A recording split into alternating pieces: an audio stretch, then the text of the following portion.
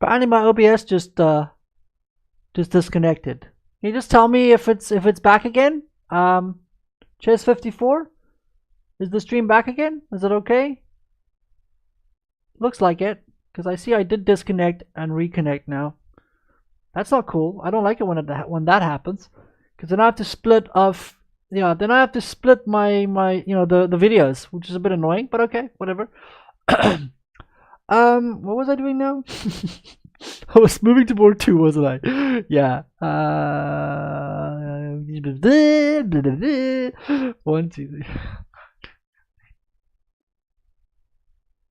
Okay, now we're on board 2. Okay, so a lot of trades happen on this board. Interesting. So let me just go back again. So b5. So everything did happen that I thought would happen. This happened, this happened, this happened, and c5, like I said, he took, and queen takes. Now, I mean, surely this looks just very drawish.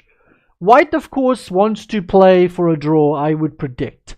My money is on white wanting to play for a draw here. Yeah, black is... I mean, white most definitely probably wants to play for a draw. He's playing against a stronger player, and of course, he's happy to draw in this position, I'm sure. So, Lubashevsky playing some real wussy chess, unfortunately. But it is what it is, you know. I mean, if you're happy to just play wussy chess, then that is what it is. Black does have a small bit of space advantage, I would think. So black can probably play around a little bit. I don't think black is unhappy here. Of course, he's got complete equality. So black, and he's got a small space advantage, and he already has control over the f file. D file, sorry. I'm looking at knight f4, knight f5, so f is in my head. Well, that's you probably have never had that, Chess54. But don't worry, buddy. You'll get there. You'll get there. I promise. Okay, let's go pop in at Gordivsky's game. Definitely one of the favorites to win the tournament, according to me. I think he is very much one of the favorites to win the tournament. The player who is playing white here. He is only an international master, but he is exceptionally strong. And he is still climbing as well. He doesn't even have the GM title yet, which is so weird though. With such a high rating, it's very weird that he doesn't have the GM title yet. So he's probably just looking for norms, obviously, because he does not need the rating requirement. He already has it.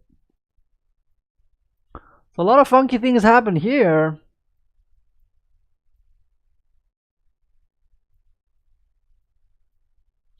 So knight bd7 happened, rook c1 happened, castle happened. Looks like he played back to queen d1.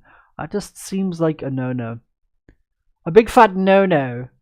I understand why, because he wants to play e4.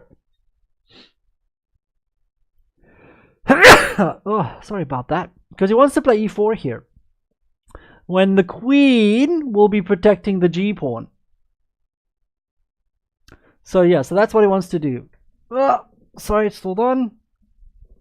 I've been getting a lot of messages. Just see why.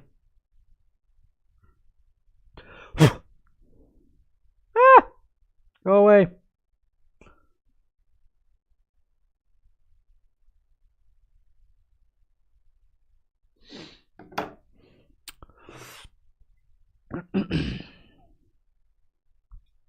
So okay, so I understand why he played queen d1, but I mean black definitely gets to attack the queen side quickly now. So b6 was played. Pawn takes, knight takes, and now he plays e3. So I guess now he realizes that if he plays e4 now, let's go back here. If he plays e4 now, then just knight maybe pops in here, or I guess maybe not. Sorry. Oh, he can't play e4 now. Sorry, because he doesn't have enough defenders, does he? Sorry. He doesn't have enough defenders. There is 3 attackers here. You see. So he can't play e4. Sucker. So e3 gets played, and then c5 looks to me that it gets played.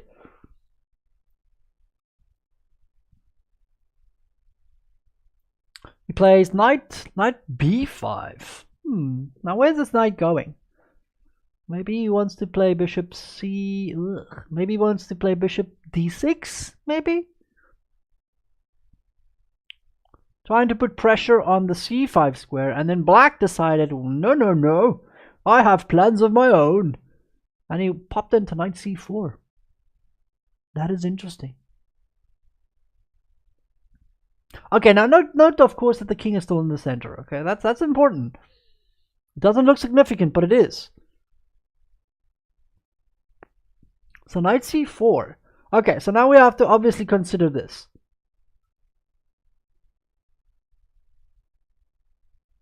I'm assuming that he had planned to play queen a6, which does put a little bit of a damper here. Now note that all the action is happening on the queen side, and there are some of these pieces stuck out here on the king side. Okay, and of course the king is still in the middle of the board.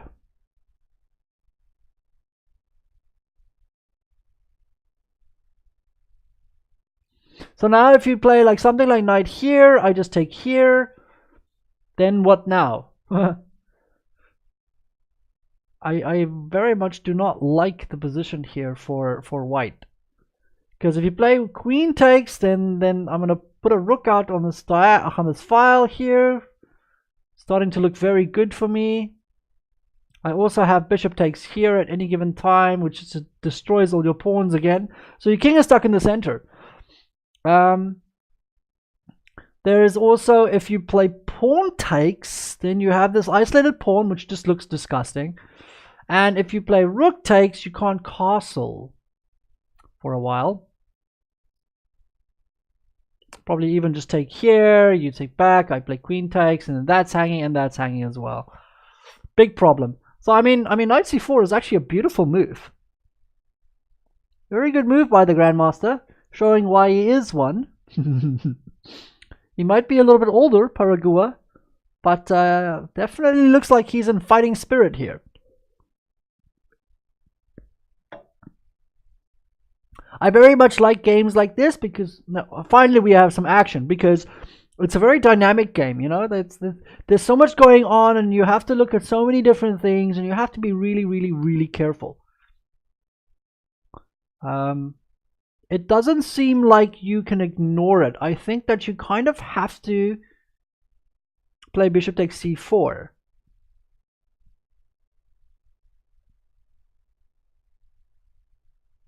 I'm sure black has taken the advantage here. Very cutely as well. With knight c4. Very cool idea. I love what he's doing here. I love it. I love it.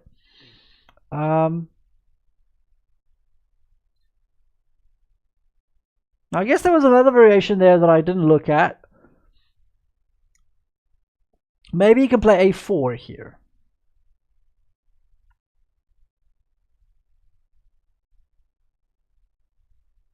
So pawn takes, and now again you have the same problem that you have to deal with here.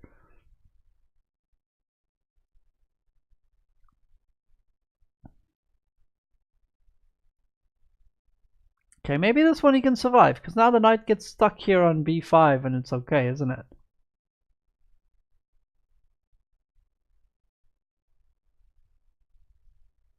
So we're gonna have to see what happens here. But I really do like knight c4. I think it's a very cool move to play. I mean, it definitely poses white a lot of problems. White has to be extremely careful what he does here. You know, he can't just go nuts. But I didn't really like the way that white played this in the first place. With this g4 idea here, I didn't really like it very much. It might be a little bit too ambitious. So, okay, let's move to board 4 and go see how it's going over there.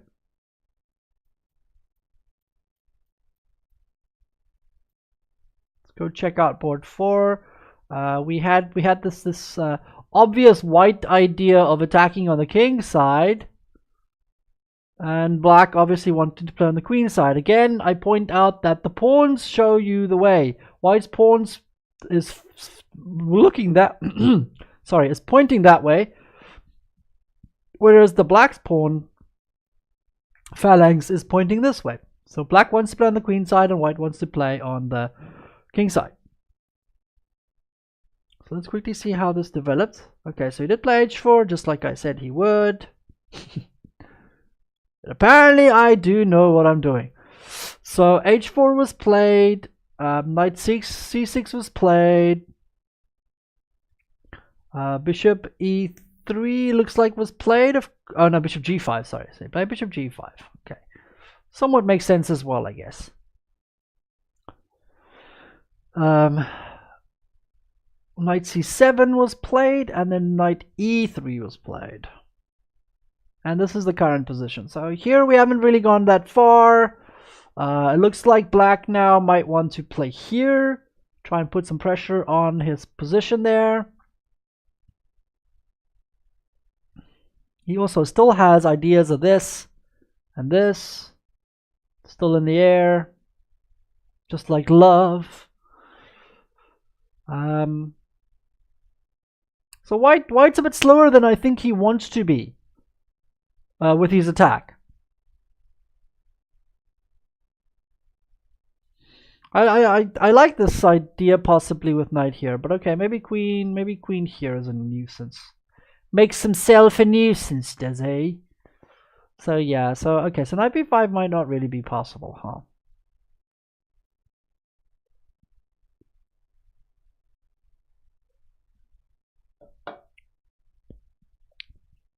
I'm just nursing my Red Bull because it's probably gonna have to last another 3 hours. Yeah, maybe even more. Looks like we are in for a very long round here because, like I say, I mean, it's almost been 2 hours already and we haven't really had any action. Okay, on board 3 things are heating up nicely, which I really do like. So let's go pop on board 5. Let's go see how it's going there. This is at least not too hard. If I do it in order the whole time, then it's not so bad. So we had this d5 move that was played. I was quite surprised that he did play it, but okay. Now maybe I'm not, maybe I don't mind it too much now. Yeah, because of this takes here. So okay, but I don't like queen a5 though. I didn't think that that was so great. But okay, let's see what happened, because now pawn takes here. Knight c6 happened. King h1 happened. Knight b6 happened. Now the threat is this, obviously, and taking here. Again, we also have this pawn structure here, which kind of looks cool for white.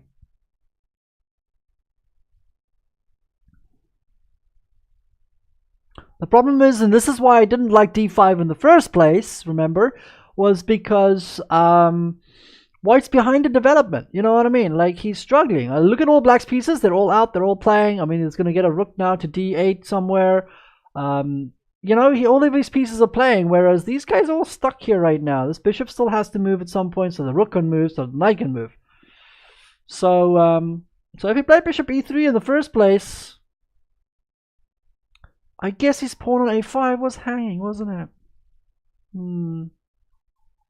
I realize now that the pawn on a5 was hanging after knight c8. Kind of forced his hand, didn't it? Well, I'm not sure if I like this whole knight a2 variation that he played anyway as well, but okay. Ooh, my neck hurts a little.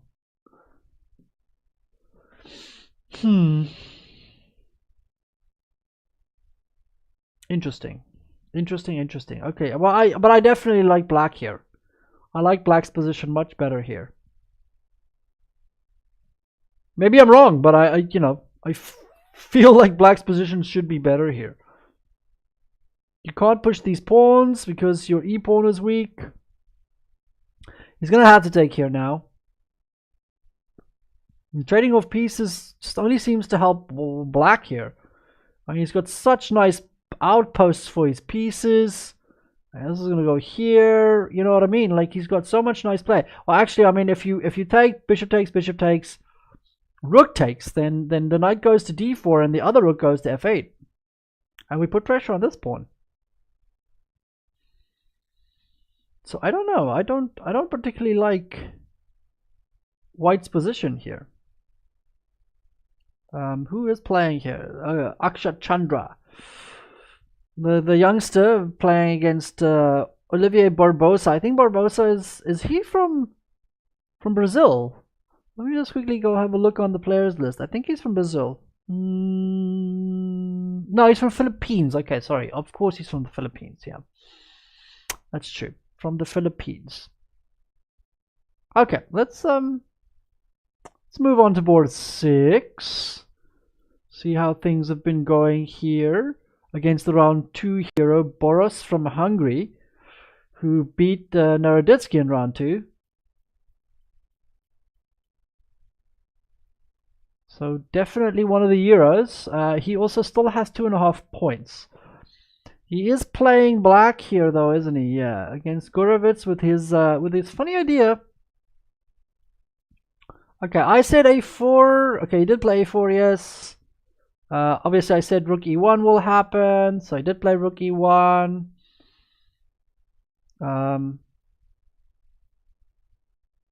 A6 happened. He played bishop f to pin this knight here, and then knight e7 was played. Interesting. Knight e7. So he doesn't mind the doubling of the pawns there. Kind of makes sense if you think about it from the point of view that if I take with a pawn, I can play f6, or f5. I mean, I can play knight to g6. My bishop can now go to g7 or even h6.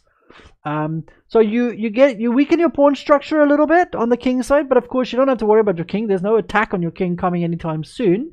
And in return, what you get for it is dynamic play for your pieces. You get to shut out his bishop on the diagonal there with f5, and your bishop suddenly, which is a weak piece in this position, gets to come alive with bishop h6 ideas, and your knight hopping to f4 maybe. So again, it's a question of giving a long-term static weakness. Static just meaning that it's standing still, because your isolated h-pawn is going to stay isolated for probably the rest of the game. So it is a long-term problem, but you get a lot of dynamic advantages out of the position in the short term. So he played knight d2, did not take, which does not surprise me.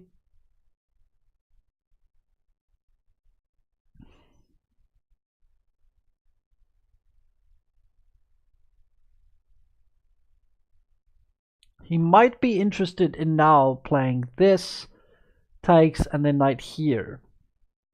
Although I guess there's just a fork here, so he doesn't have that option. This does not exist. So where is he going with this knight on from f to d2?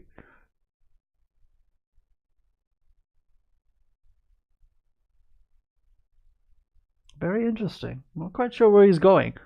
Okay, so knight e7 gets knight e7 to d5 gets played. That makes a lot of sense. Just protecting the knight on f6. I mean, the knight is currently immune on d5, which is a good square. So yeah, so that looks pretty solid. Again, I'm not sure why knight f to d2. It looks like a bit of a blitz move, you know. It looks like a blitz type of move, or even a bullet move. You know, just kind of like see what you want to do about it. Black has got a clear plan here. I don't know what white is planning on doing here.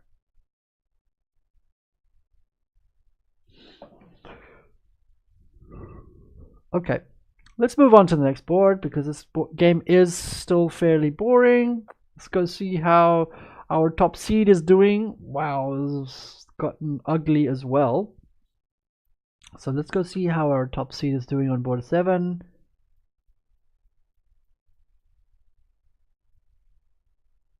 Here we go, Naroditsky game. Okay, yeah, so this is the game where we thought white was definitely doing better.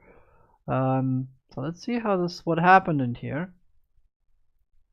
Interesting. I did think that you could take on e7, and I apparently was right. I see why. You see, now if you play queen takes, sorry, let me just, he did play king takes, ouch, which he kind of has to though. I understand, because queen takes, then knight a5 maybe. And I can quickly see the problems here is that the bishop needs to move or be defended. If it defends it, then he loses the a6 pawn.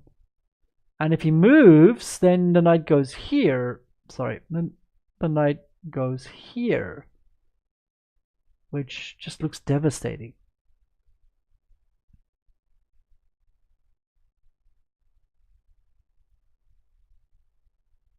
See, so if you play like, let's say something like that, I take, and I take. You just lose a pawn. If you play bishop here, the knight here, your queen's gonna have to sit on f8. It's not a pretty square, is it? Now for you to develop your pieces becomes quite hard. Oh, of course you just lose a pawn. Sorry. I'll just take the pawn here. And now I'm going to have a replacement for this piece here to go to d5 as well. And you can't castle. Very big problem. So then you're just maybe you can take here. No, bishop d5. Everything just looks really, really bad. Even knight d5 popping in back again here as well. If you play here, I could maybe even play here, threatening this fork here, because your king is trapped. That's actually mate, by the way. If you know, knight c7 would be a mate. if this knight's gone, with the bishop protecting all the dark squares. So this doesn't look very good. So he had to take with the king. I understand now why he had to take with the king. Sorry, king takes. Okay, so let's see what happens after king takes. So after king takes f3, he has to defend this pawn now. Queen c7, queen e2, defending the bishop. I'm not so sure if maybe I liked queen d3 a little bit better. But okay, queen d3 runs into knight c5 with a threat, I see. So now he played rook. Oh, I see. He would have had to. He needs to leave a space for the bishop to move anyway, because now rook c8 happened. Bishop d3, h6. So it seems like black is okay. I mean, his king looks weird there on that square, but he might just be okay. Bishop here and a5. But okay, this pawn is so weak as well. Now there's this fantastic outpost on b5 as well. Oh, he plays c3, of course, yeah. So now he's just bashing open the queen side here. Yeah, I mean, black must be in trouble here. Maybe knight c5 is playable. Maybe.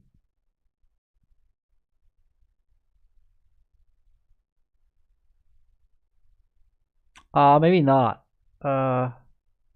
Maybe? We keep saying maybe. We get 2 pawns for that.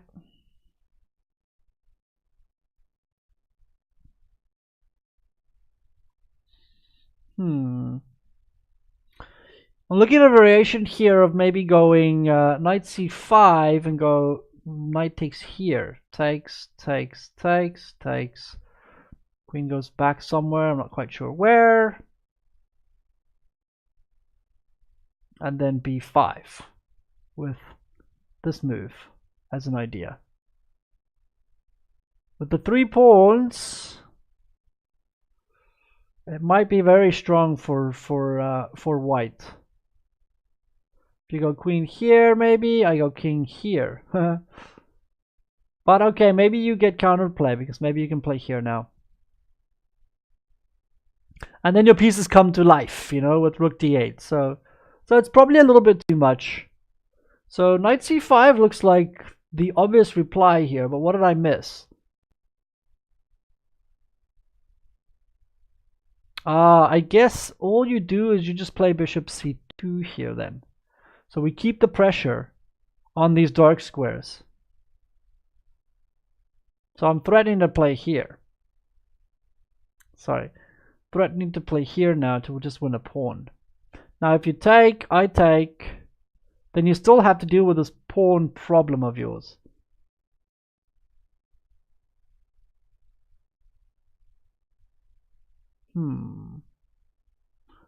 These pawns are becoming very weak. Okay, he decided rather not to do this, you see. So he's kind of forced to play b takes c3 now.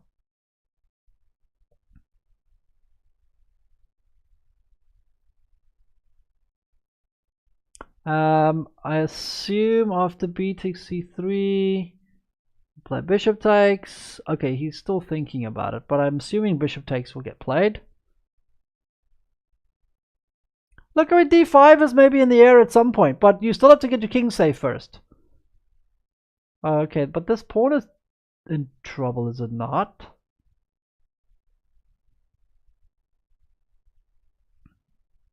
After bishop takes c3, I mean, that pawn looks toast. Looks like a little bit of toasty, bro. Not a big fan.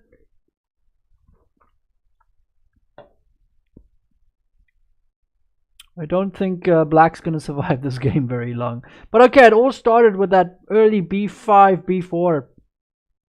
It looks like that was really not a very good idea, unfortunately. No offense to the player of black, but those kind of ideas, I mean, it was just too quick.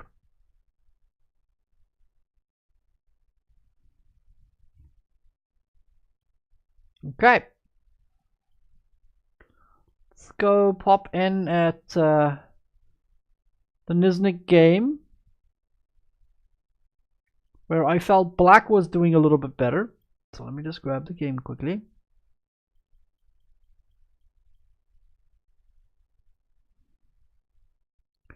There it is. So yeah, so I like the position here, and it seems like black, after all is said and done, manages to get himself into a, well, probably just the equal endgame.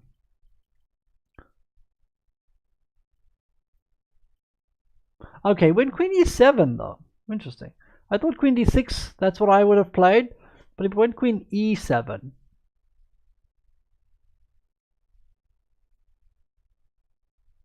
So, and after queen e7 was played, he finally just castled. Okay, so he did play the slow variation like I said he would. Play e5 and get your bishop out and play chess, you know? Nothing fancy to be done. So he played bishop here, he played e6, he played knight d5, he took, he bishop takes. Looks like he went knight here, he takes, and queen g4 looks like it was played.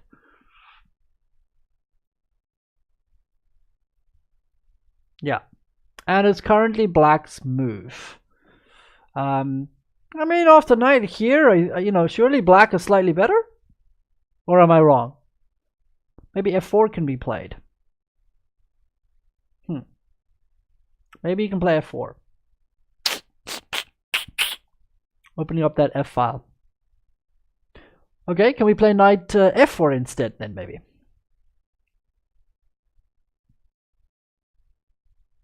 Knight f4 maybe.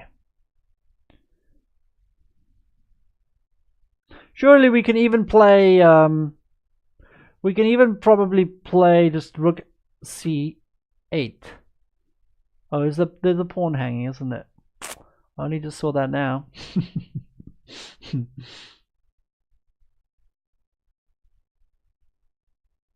Yeah, maybe the pawn's hanging on b7, huh? Ah, okay. Well, a draw was offered by someone, and a draw was accepted, it seems. I mean, I understand, because, you know, I feel like it's completely equal here. This is a good result for the international master. I'm happy for him.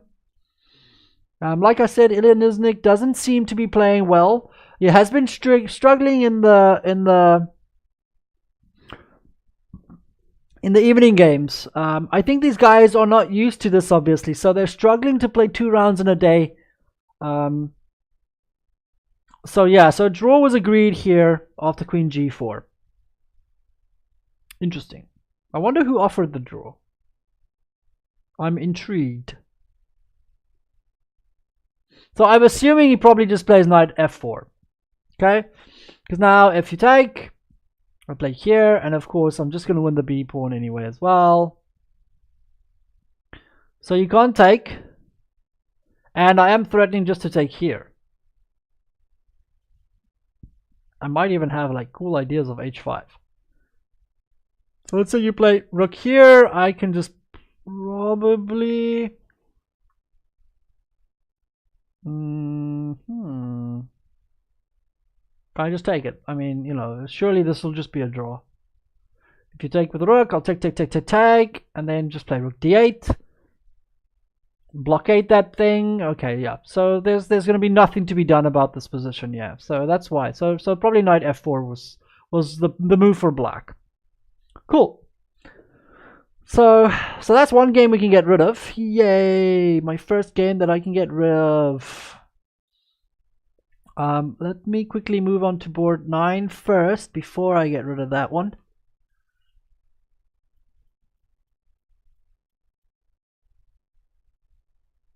Okay, so let's pop on board 9. We had this game where I feel like white is definitely doing better. So while you guys chew on that one for a little bit, I'm just gonna quickly get rid of board 8.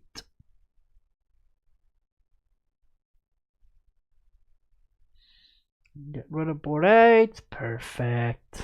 Okay, so we have one less. So let's quickly see what's the update here. So white definitely did play for e4 eventually. So he did play bishop d3. And after knight f8, he played e4, it seems. And now the pawn has been taken.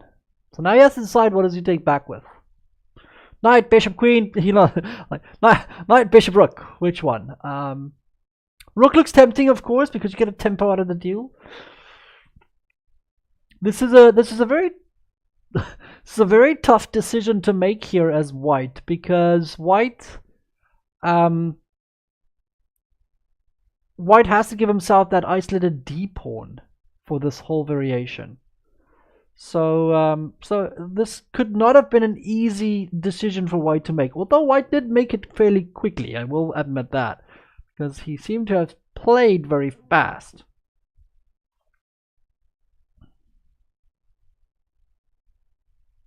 Because like I say, now you have this isolated d pawn to deal with. So I mean, maybe you can push d5, so maybe bishop takes is the best idea. Then you obviously have threats as well. So let's say bishop takes. Then you at least have 2 defenders versus the 2 attackers here. So you're safe for now. And you are threatening to play, you know, 2 obvious moves. So you're going to have to move your queen. And then maybe I can play d5. Maybe I can get rid of my pawn and play d5. Maybe. Sorry. Queen d7.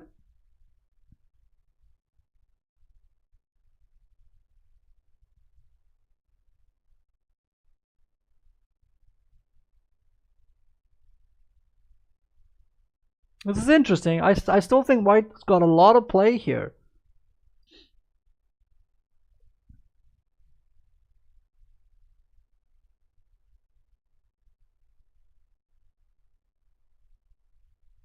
d5 is possible to play here, isn't it? Can you play d5? If takes here, you take here first. Then the queen is hanging. And then I can even, you know, when the queen moves, let's see here, I can take here. Then the rook's hanging as well. So that looks bad. So I don't think you can take on c3.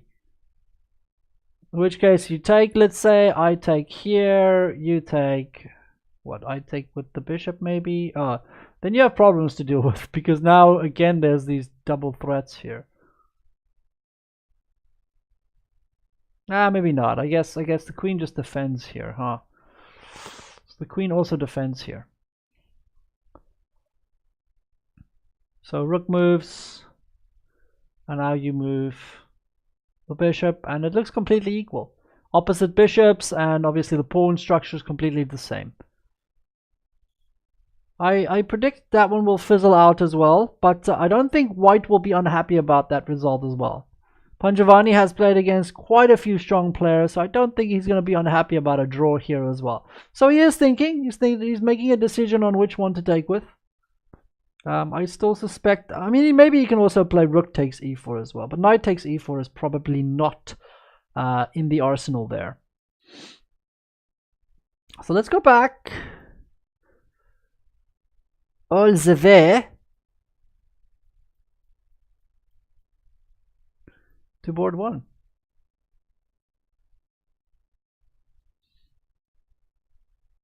And let's see if black ended up doing anything of what I was thinking of playing f5. Of course, if he wants to play f5, he has to be a little bit more ambitious, and I don't think he wants to be. It looks like he's not very ambitious. I'm disappointed. Okay, now I must admit, black, I don't like what black did here, though. I feel like he's just giving himself this weakness for nothing. Knight was played here. Queen b8 was played. Knight f1 was played. Pawn takes, queen takes was played. Okay, maybe it's not so bad, I guess. Because d5 is slightly weak. And b3 as well. Maybe just plays queen b5 now.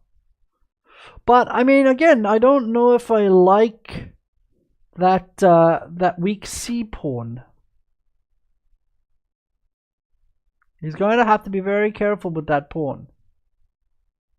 I still like white's position now. I feel like I feel like black's playing on the wrong side of the board here. That's all. You know, I feel like he's going about it on the wrong side of the board. What did I say here? When, I mean, obviously it's a GM, but you know, when you look at the pawn structure, you can see which way the pawns are poking towards, you know? So you kind of feel that black should be playing on the king side. That's me. I have a message. Which I will not reply to. Okay, so we haven't gone very far. I do realize that black maybe wants to play bishop here, but I mean, after queen c2, you know, what does he really have to show for himself? Maybe queen b7 after that, and then e4 happens, and I don't really know. I is not convinced, friends.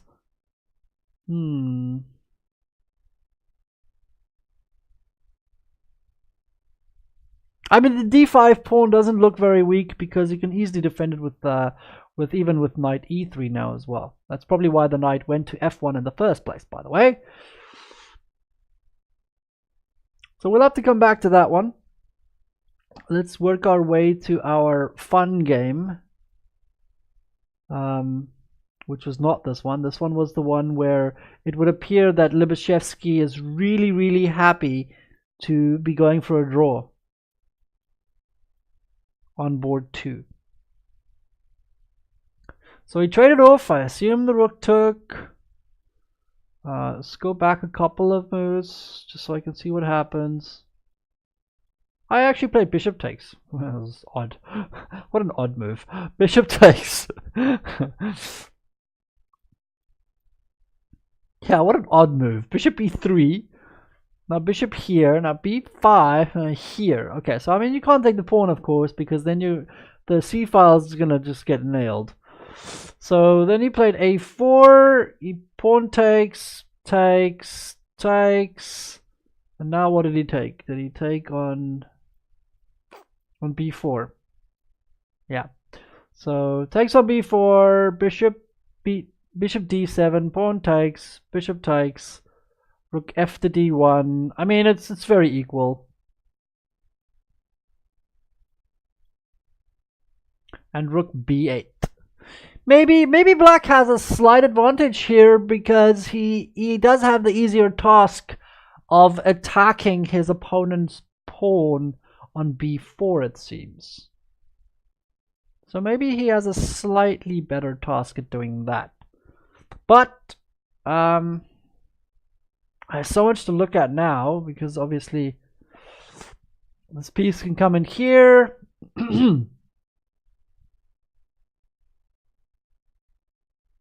This pawn on e5 might also be weaker than its counterpart on e4. So maybe h4, h5 is possible as well. Sorry, let me just get rid of those. So h4, h5 might be possible.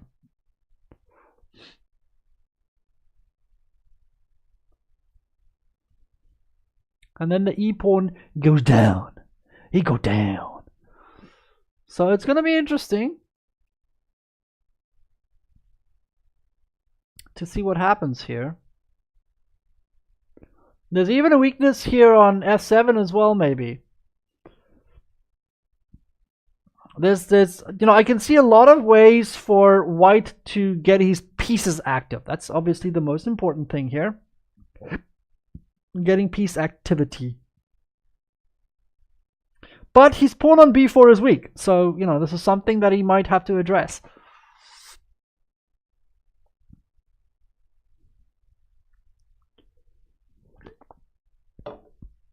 Let's see how.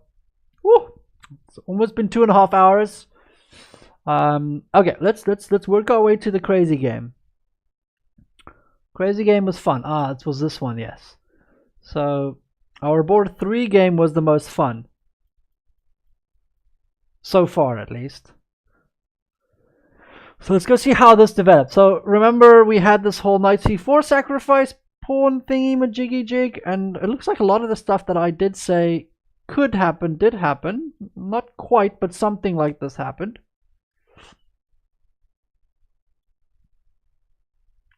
Okay, so he did take, but then he didn't take after that, which makes sense to me then. So he played knight here, and then the move queen c6 looks like was played, threatening the knight.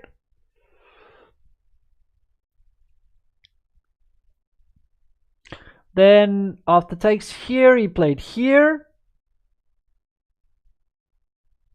Things are getting very, very interesting. So he's putting pressure on the position here, of course. Now again, if you take with the d pawn or with the queen, then rook d8 happens.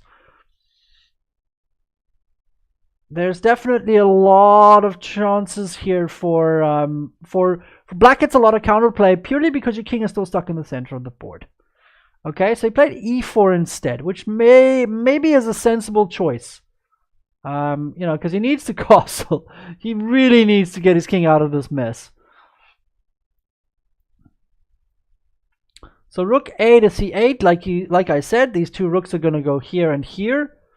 He castles. He goes queen a6. So that was the move that I liked the whole time, with all the pieces being on c4. So it seems like I was correct in this assessment of mine as well. He does seem to like my idea as well. So queen a6 was the move I looked for the whole time for black. I mean, black, I think black is slightly better. I want to say black is slightly better in this position. Just again because his pieces looks better. I mean, the knight on h4 looks a little bit weird. Okay, but I guess he can take on g6 because our bishop. But okay, so he gives up his bad knight for my bad bishop, because my bishop on g6 doesn't look great either. So this is where we're standing right now, is after queen a6, because now again, like I say, if queen takes d4, then we just play rook d8. I don't like that. Knight a6 doesn't look great. Knight a3, sorry, does not look good either. Queen b3 might run into rook b8, and then the other rook goes to c8 maybe. Lots of things to take in consideration here. So I like so far black's position. I liked it before and I still like it now. Even white tried to play it a little bit different. I still think black gets the better end of the stick here. So that's definitely our most fun game so far. Let's pop in on board 4 and see how things developed there.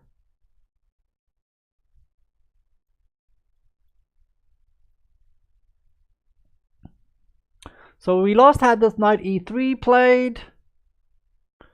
Looks like we've made quite a... No, only about 4 moves. Let me just promote this variation real quick. Just so it's the main line.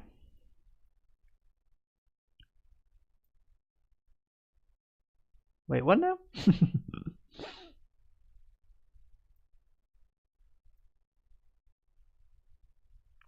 Looks like h6 was played. Bishop takes. Knight takes. Queen d2.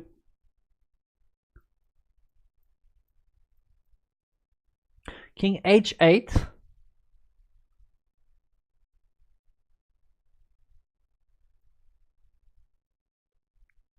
Sorry, King h8. a4. Queen d7. b4. Bishop c4. Wow, okay, that looks very odd.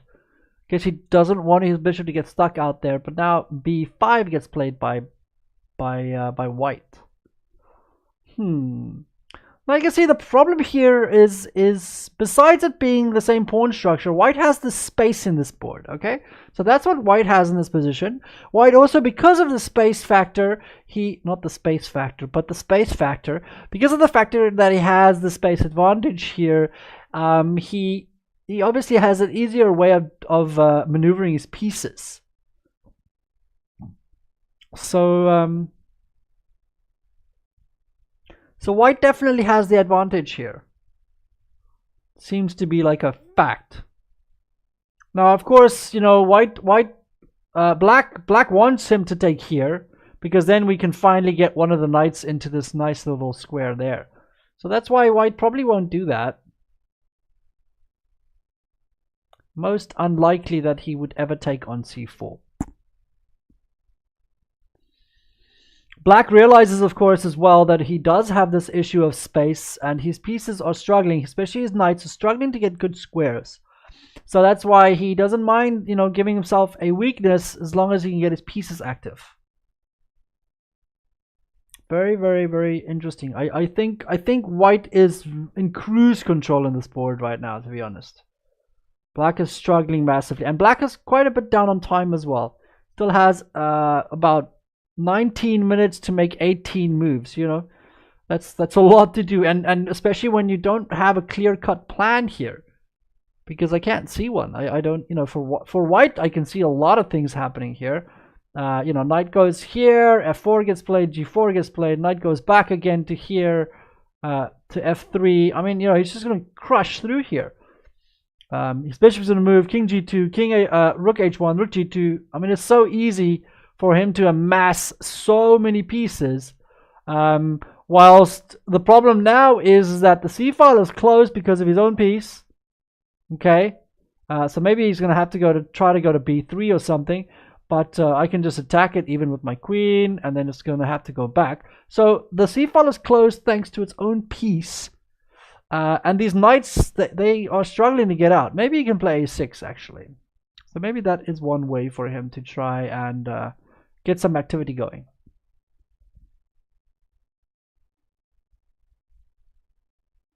So we're gonna have to see. Okay, he played the a6 immediately.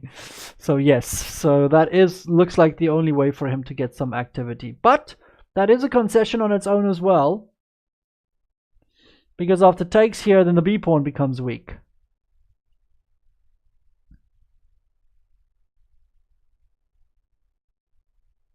So an interesting position. I mean, black has to really, really fight for equality here. White definitely has the advantage. So, okay, let's go and check in on board 5.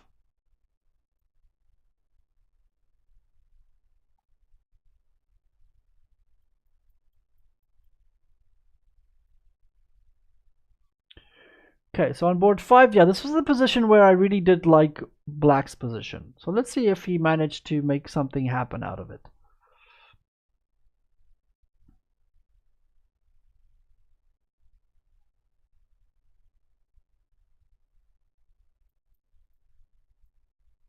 Okay, so black, so white managed to get a little bit of play, I guess.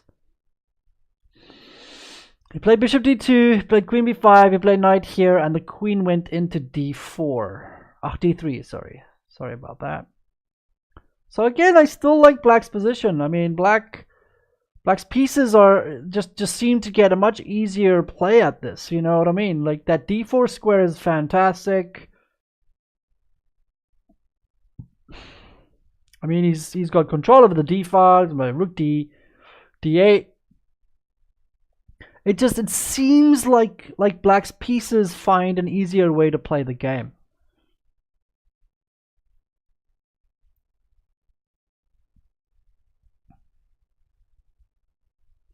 But okay, it's still early days. You know, there's a lot of pieces on the board.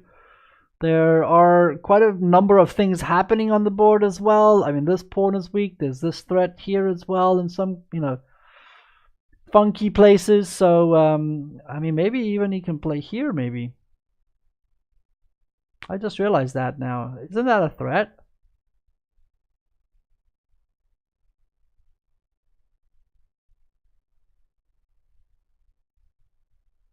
Okay, it doesn't really matter. I just move my queen, I guess, huh? Let's say I play queen. Let's say you play knight f4. I go queen. Let's say d6 maybe. And if you take here, I take with f pawn. And now this idea still happens. Yes, maybe you could get some play, but no. Nah.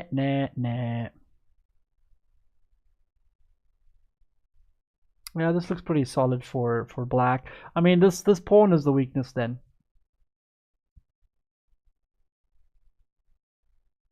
Maybe you can play f4, f5. maybe. So okay, it looks like we could definitely get quite a dynamic game in this position as well. You know, I might have liked black's position a little bit more than I gave white's position credit for. So we'll see what happens. The current position is with the queen on d3. Let's move on to board 6 with our other very strong international master, Gorovets, versus the Euro of round 2, who beat Naroditsky, Boros from Hungary.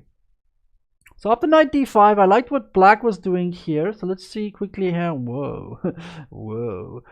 Let's quickly see where this game went.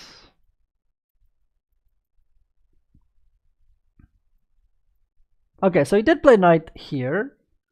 Okay, I understand the idea now. If the knight goes to d5, then you can play knight e4. So I get it.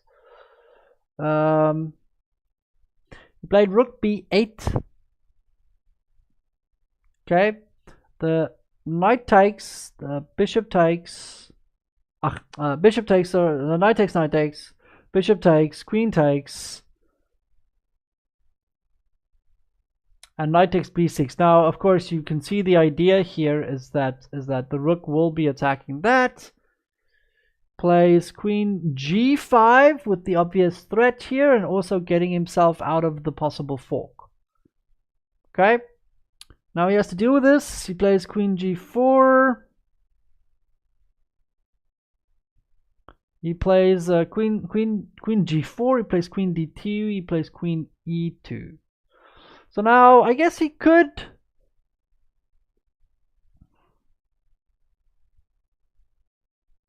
So I'm just looking at this. Okay, there's going to be an opposite bishop endgame if we play this correctly, no? I mean, we could take, let's say rook takes, bishop takes here. I guess you still have this move, don't you?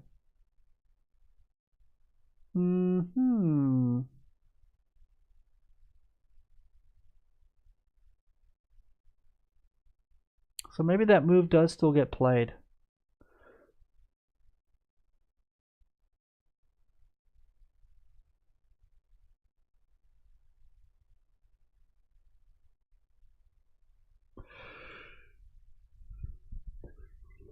Can we go back to g5? It might be possible for us to go back to g5. Now if you go f3, I can just take here, and then I take here.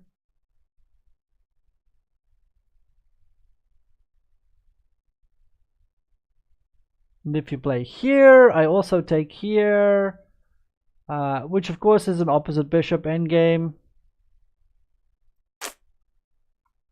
So we have the opposite bishops, which should be quite drawish.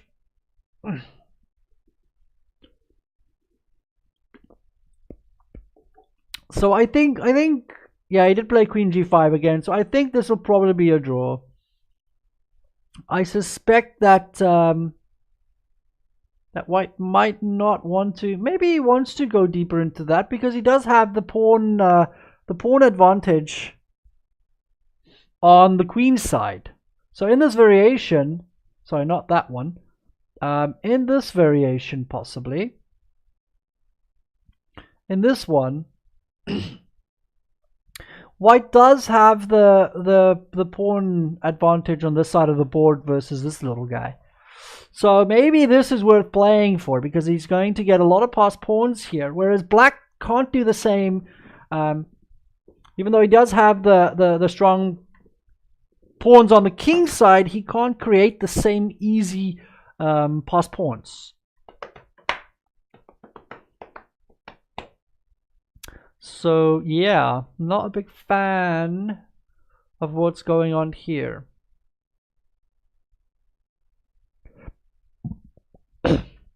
Of course, I mean, rook c8 happens, rook c1 happens, and maybe just d5.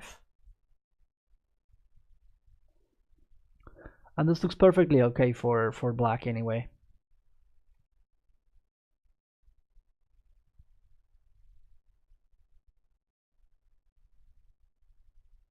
Yeah, I mean, this will probably be a draw. Even if you play a6, you can probably even play a5.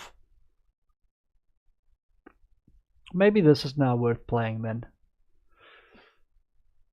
So let's see what white decides. Let's see if white wants to go into this endgame. Looks like his best option if he wants to continue playing the game. Otherwise, we just have a perpetual now with queen g4, queen g5, queen g4, queen d2, queen e2, queen g5. So just up and down. So this is the current position. So we'll see if they accept the draw right now, and or if white wants to try for more. You know, I wouldn't be surprised if they take a draw now. You know, it's round 4. It's the second round of the day. You're quite tired already. You both have 2.5 out of 3, so you have 3 out of 4 there. It puts you in a good position. You know, you're perfectly doing okay. So I wouldn't be surprised if they do take the draw now. Okay, let's go and check in on board 7, where Naroditsky had a clear advantage. I felt it does look like that is still the case. So let me quickly just go grab the game here.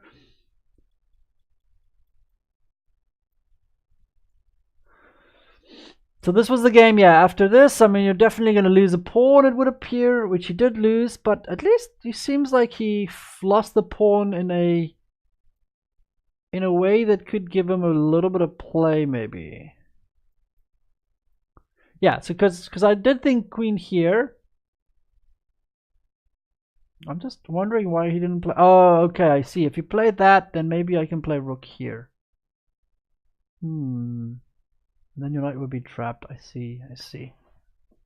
Okay, so queen b6 forces maybe bishop b5. And after that, he played bishop c6 at least, to try and make things a bit messy here. So he does lose a pawn, of course, but at least it's a double pawn, so there is a slight bit of hope for black. But I mean, with this king sitting here, not looking so great. Okay, at least white can't castle right now, which does present a small problem. But knight c6 is in the air. Okay, so let's see what he played after that.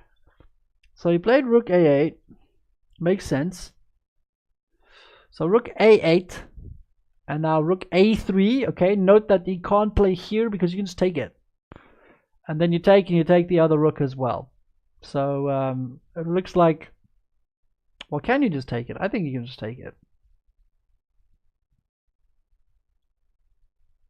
Like if you go here, I take, you take, I take, you go king, let's say maybe here, I take, maybe you take, sorry, I take, and then it is equal, no? With the two rooks, I think it should be perfectly fine for black. Black shouldn't have to worry about anything here. His king is safe now, finally. And, I mean, this pawn can't be saved. So you're actually going to be down material here for white. So this looks actually pretty good for black, yeah. So you can't play knight c6, okay? So let's just go back. So he played knight a3 rook a3 instead, okay? Just obviously now he can play it. So now he does have a threat. And then he played... Yeah, he played rook h to c8. The knight went check, king went e, and the bishop went to a5. I mean, this looks very, very unpleasant for black. What, queen b7 now, I assume? And then finally we can castle and we get the other rook in there, and then, yeah, I mean, let's say you go here, I castle, you play what? Maybe here, I go rook here. I mean, what do you really play? Where do you get your play from? You know what I mean? You're sitting duck here. This pawn is still really weak. Yeah, maybe I actually change it. Maybe I just play rook here. Rook to d1 maybe. Because, you know, you have no threats. You can't really do anything. This is quite terrible. Now, how do you defend that pawn? This is depressing. Black looks like he's in a whole heap of trouble here. After bishop a5. It's a good move. Can you maybe play queen c5 instead? Sorry. Can you maybe play here? No. And that kills. Because this pawn will die.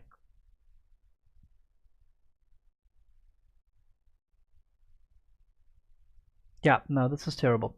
This is absolutely disgusting. He might resign now. I mean, it's a slow, torturous death. So he might resign now. I wouldn't be surprised. It most certainly would not surprise me. Okay, and then we'll move down to our board 9, which is our last board. Because board 8 and them drew already. So this was the game where white has now, you know, given himself that IQP. But okay, it looks like he got rid of it quite nicely. I think I definitely like white's position now. Okay, so how did this all happen? Let's quickly go back. Interesting. He did take with a pawn. Now, with a knight. Now, I didn't think that this would be that good.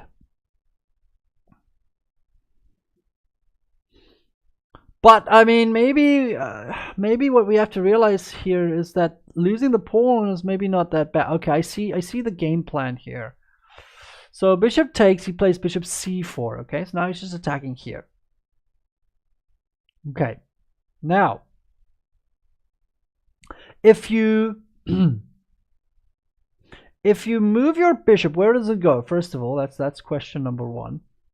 Maybe knight d6 happens when you're attacking the queen, you're attacking the bishop, and this f7 pawn is still very weak as well.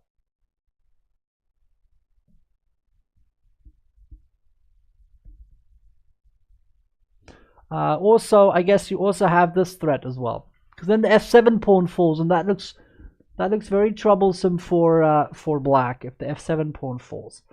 Okay.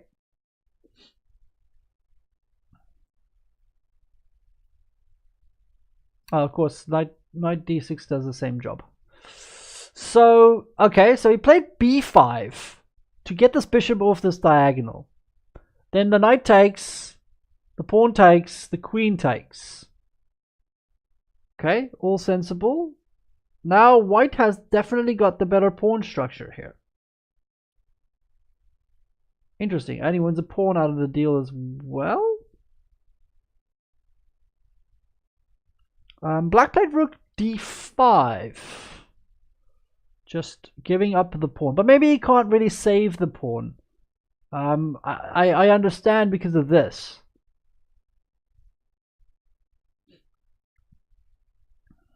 This is starting to look really bad for black, yeah. Black is in actually a lot of trouble here. Which is really cool because I like the player who's playing white. Go, white, go. So he played rook d5. So maybe black, yeah, maybe this is the best option for him to give up the pawn. So takes here, and queen takes. And now it's black to play. So I'm assuming that he has to play rook takes here. And after rook takes here, what does he play? I mean, white's just up a clear pawn here. White has the better pieces. He's up a clear pawn. So white's definitely playing for only 2 results. He's very unlikely going to lose this. So I'm glad. I'm really happy. I want Panjwani to do well in this tournament because he's been playing really, really excellent chess. Being creative. He's been playing very solidly. He's had some missed chances as well, I feel, in other games. I think he played against Hushenbeth, where I feel like he could have played better as well. But he ended up drawing the game, which is also perfectly okay. So like I say, he's been playing against very strong players. So I hope he wins here. I really do. No offense to Sergey. I like Sergey Azarov, but, you know, he's a GM. He's done it all. You know what I'm saying? Like, who cares about him? Come on. Let's support the underdogs. Let's support the little guys. Come on. So yeah, so let's see what happens after this. So let's go all the way back to board 1, which I did like. That I liked white's position a little bit more, I think. Hey, so let's go all the way back.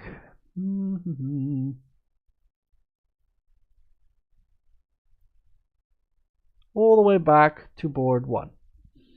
So okay, let's see. He seems to just decided to put pressure on d5, which makes sense to me. Okay, so he did play h6, like I said. He most likely would because he wants to avoid any pieces going into the square. So now it also makes it a little bit awkward for the dark squared bishop because where is it supposed to go? Then he played a4, which is weird to me because now, of course, both these pawns are quite weak. So queen here, which now makes sense because we're threatening here, and obviously we want to play rook b8. Bishop a3 happens, and rook b8 happens. Okay.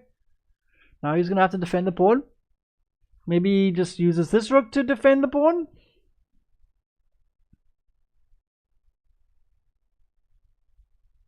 Can't understand because now you can't play c6.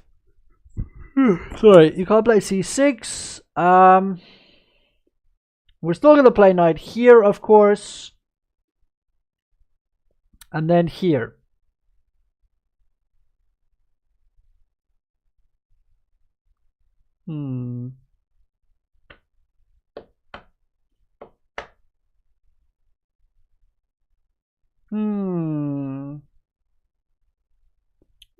Maybe black can still play some interesting things with okay, so black decided to go back. Wait, sorry, what happened here? Rook a to b1, and black did go here. Okay, so I thought he might go here. Maybe he's finally going to play this, but it doesn't make sense anymore because now in that variation, you know, with f5, all your rooks are on the wrong side of the board.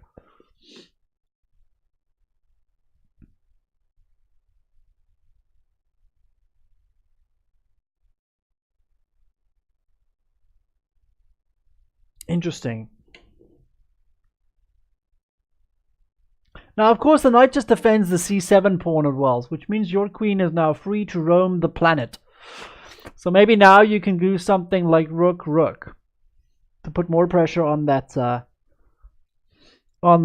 that pawn on b3, because that is the weakness in White's camp right now. That and d5.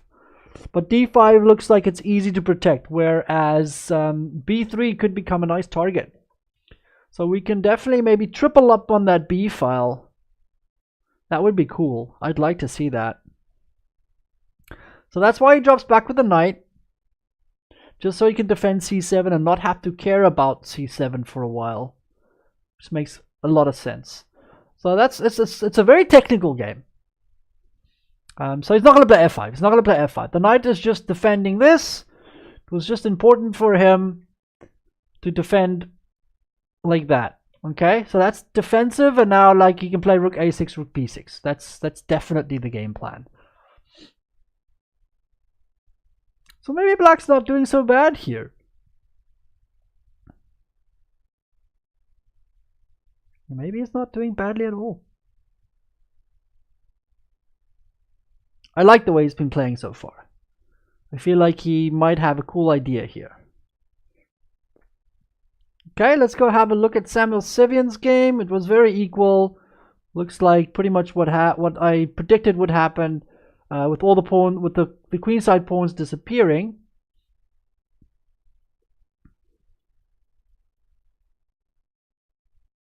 Then of course we just have complete symmetry. So here I predicted that the queenside pawns will just disappear, and then of course we will look exactly the same. So this is pretty much what happened. I see. So he played here, which is quite cute because of the takes. Of course, now there is some big threats here. If you take here, I play check. You go knight f8, and then obviously I just take on e5. So that doesn't look so great. That does not look so great. So he plays h6 first, and then you obviously just attack his pawn on a6.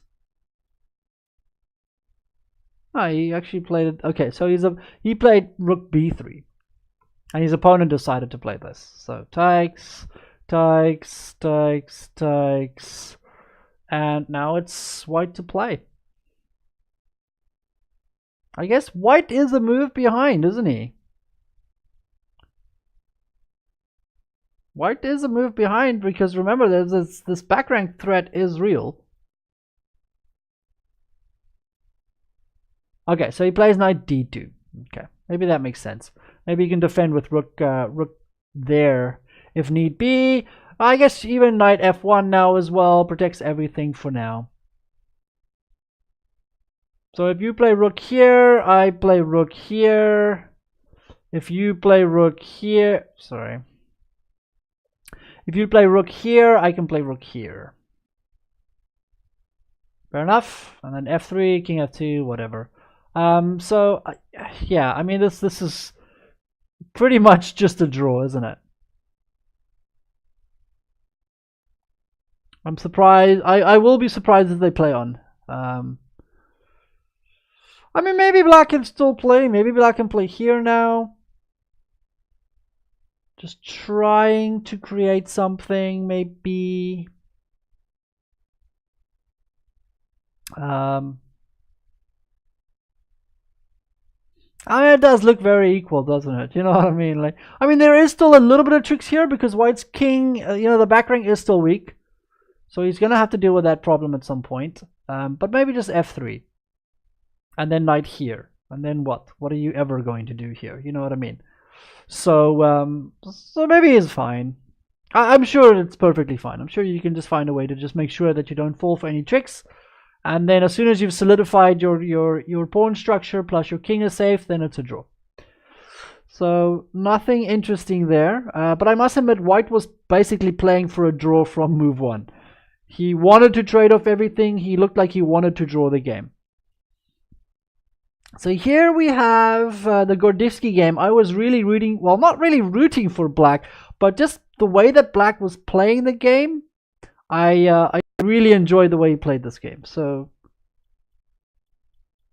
let's have a quick look at, I mean, it looks like black is doing very well here anyway. So after queen a6, which is obviously a move I was vying for the whole game as well. Let me just promote this variation quickly. That is the main line. Now we go back 10 moves and we see what happened. Interesting.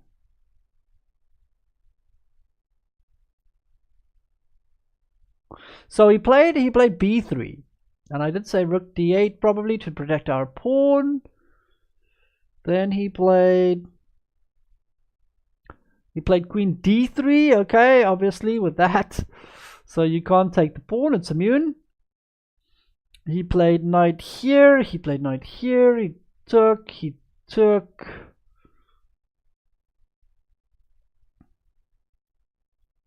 Yeah, you see, and now bishop a7, rook here, rook c2. So black's definitely getting the better end of the stick here.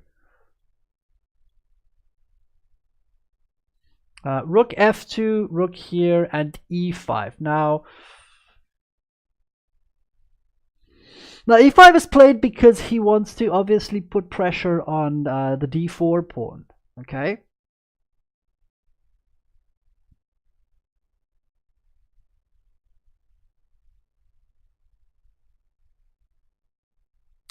I mean, it's probably fairly equal, because we do have that weak d pawn.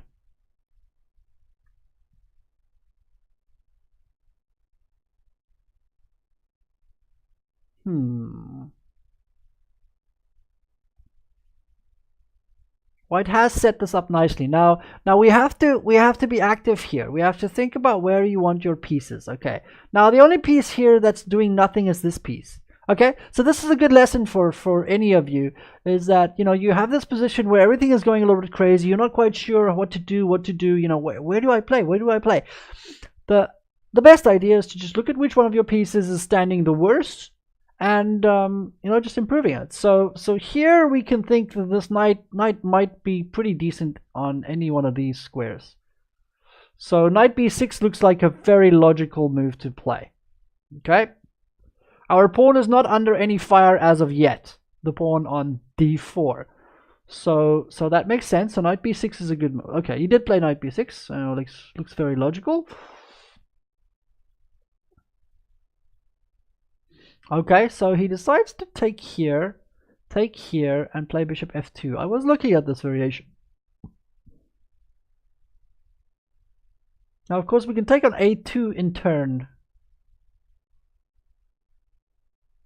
So if we just take here now, he takes here. We're gonna have to give our king an escape square at some point. It's probably a necessary step in the evolution here. Question is, okay, maybe not. Maybe we go here, king f8, maybe, just to give ourselves, you know, an escape square there. I think that might come in handy.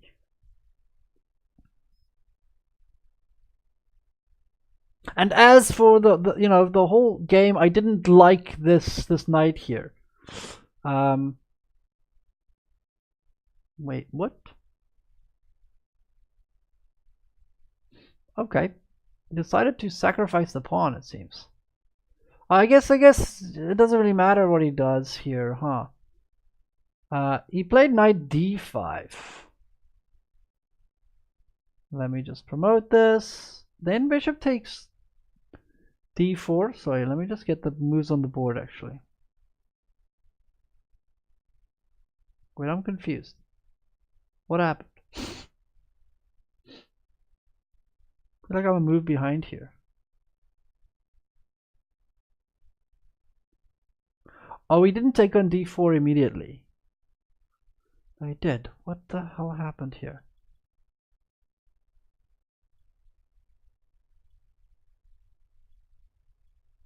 Oh, there was a move in between here somewhere. I don't know when this happened. Oh, I think they took the moves back because... Yeah, they took the moves back because they kind of messed it up. Okay, but anyway, this was played. So just go... Whoa, I didn't want to do that. Let's just go back.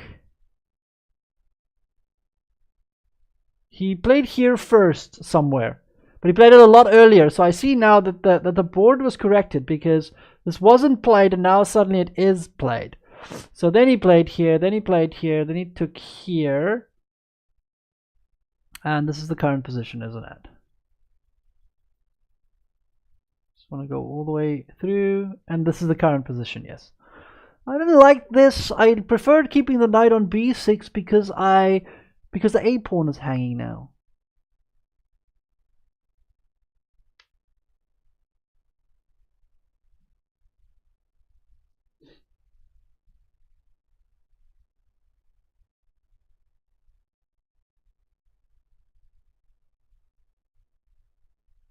So now suddenly white's slightly better.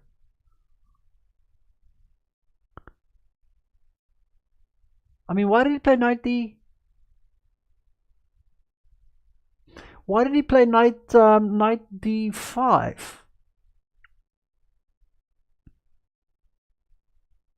I'm confused. Why did he play knight d5? I thought he would just take on a2 and we'll, you know, be fine. I mean, we play chess now.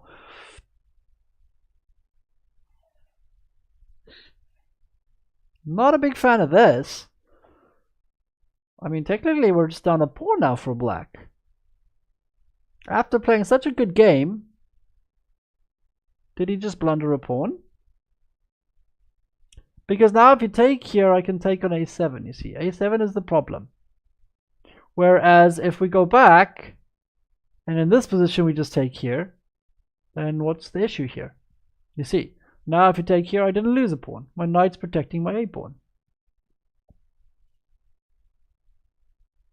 I'm super confused. I figured he would just play king f8. That's what I would have played. This is the variation I would have played.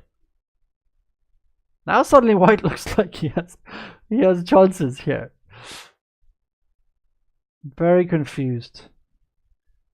Because like I say, now your a pawn is hanging. Okay, so he plays a5, but okay, maybe okay, I guess this pawn is gonna die anyway. Okay, so maybe we don't have to be hasty. That's fair. That is fair. I guess I forget that we don't have to care. We can take on a2 whenever we feel like it. So that's okay. He definitely still has a good grip on the board here. You can't play something like rook a5 because of rook d2, rook a1 because of rook d2. Okay, so this looks perfectly fine. I mean, I'm sure this is at least equal, and black's pieces are slightly better placed. His knight's very good on d5, and you have control over the c file because he can never play his rook to this square. Interesting.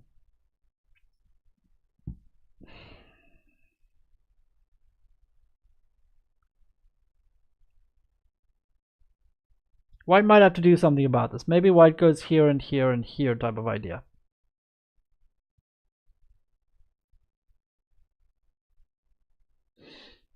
Okay. Enough of that game. Let's go into our... Oh yeah, the game where I believe that white was doing quite well in this position, but it seems like black has found a way to get some play. This is on board 4. So let's quickly go pop in there on board 4. This is still going to be a very long game. So a6 was the last move that was played. I assumed that he would take on a6. Looks like he probably did. Yeah. So a6. Like I said, the b6 pawn becomes a target now. So takes, queen b2, knight a8. And this is what I was saying. The problem is that these knights are having a really hard time finding any good places to go to, which is a bit sad. So, I mean, black's position does not look enviable. So, bishop d3 was played. So now he flips this bishop around to the king's side, which might help. Oh, sorry, I missed a move somewhere. Knight d2, sorry. So he flips this bishop around to that side of the board, to h7. But I mean, what does, the bishop's not really doing much on that side of the board either, is it?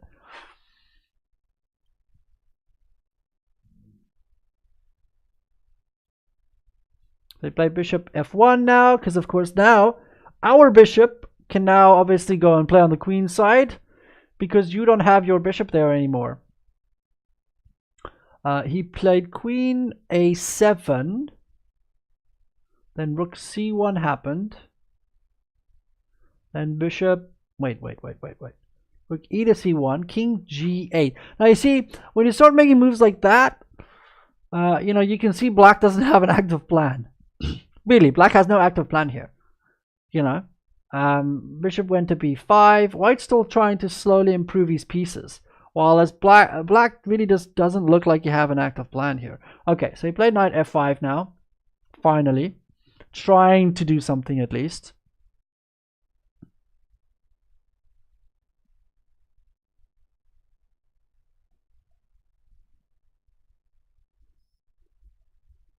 But after maybe just take on f5, maybe we can try and get our queen in here. Okay, maybe we can play rook. No, yeah. So maybe we can get our queen in. Might be possible.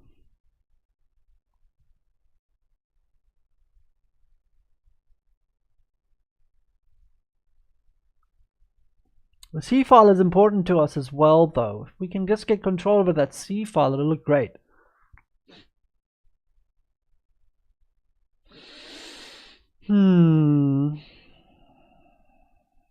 Interesting. Wait, does black has got 47 seconds left. So not only does black not have a real proper plan, he has no time and he still has to make 11 moves. Wow. Yeah, so okay, so Joshua Friedel is doing well here. Darwin Yang, well, we're gonna see if he can survive this. But if he makes any small mistakes here, then positionally he's going to be ticketed, because he's already slowly but surely getting worse and worse and worse. So if it gets any worse, he might not want to take, by the way. Maybe we go knight f1 here. I guess this pawn is hanging, so we might have to take. Yeah, so he did take and the bishop took. So now the question becomes, what do we play? Maybe knight here and the f4 and f5. Kind of cool. I still feel that white can play on the king side if he wants to, because black can't do anything about it. Especially if you have such a huge time advantage as well, you know. Put pressure on your opponent, of course. So let's go and see what happened in this position here. Looks like it has fizzled out a little bit. White looks pretty decent, but so does black. So let's have a look here. On the next board, board 5.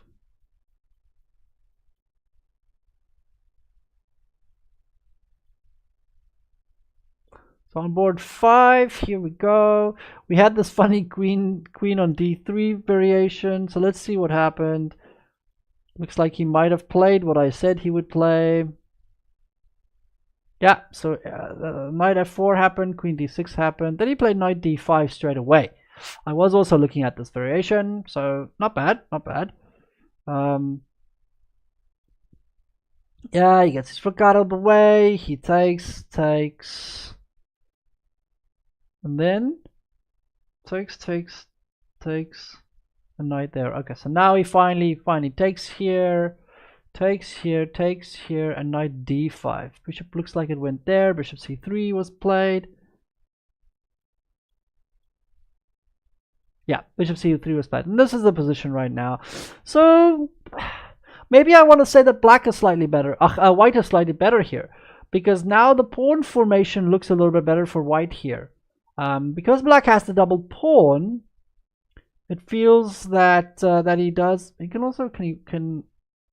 White's threatening to win a pawn as well at some point, isn't he?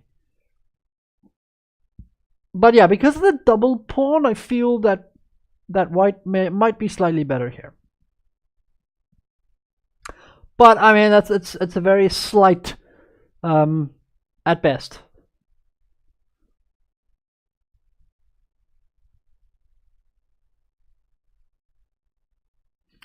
Okay, let's move on. Let's go check out the next board, on board 6. See how things are going over there. Ooh, we do have a draw. So let me get board 6 going here, and then I will get rid of that board.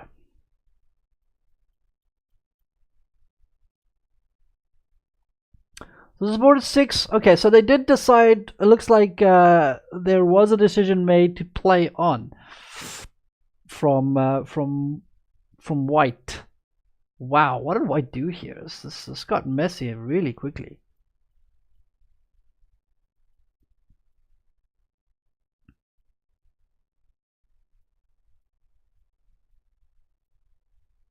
So okay, so black started a pawn. Okay, so white decided to play g3 now. Okay. Black played e5 to open up the game. This was played. Rook d8 was played. Takes, king takes, and queen. Okay, so takes here. King takes. Queen g4. Queen back to d2 again. Rook goes e to d1. So now you can't take here because of the obvious rook b1. Queen goes all the way back to h6 with this threat. Okay. Bishop f1 protecting h3. Now e4. Now he plays d5 to block out this bishop. Okay, which is sensible, I guess. But then he plays e3. So now the king side is starting to look even a little bit weaker and weaker and weaker the whole time.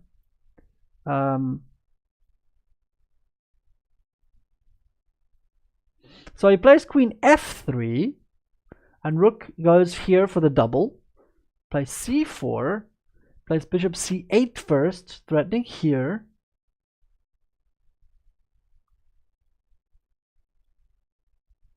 Rook e1, threatening to win this pawn if you win that pawn. Rook e8, takes, takes, pawn takes, rook takes, queen f2. This has all been played. Queen g5, threatening this pawn. King h2. Now look, black is down a pawn, but black does have all the active pieces currently, except for his bishop. Maybe the bishop can get improved. Maybe we can improve the bishop. So I predict maybe like something like queen here. Like I said, black has at least control over the board, it would appear. So this is the position. So you guys snack on that for a little bit while I quickly get rid of board 2, the Samuel Sevian game, which we did say would be a draw.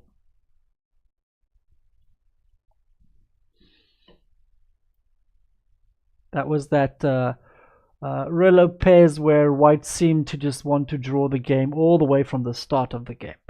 So here, okay, so I mean, this white bishop is doing a pretty strong job here at protecting that square and protecting h3. Oh, just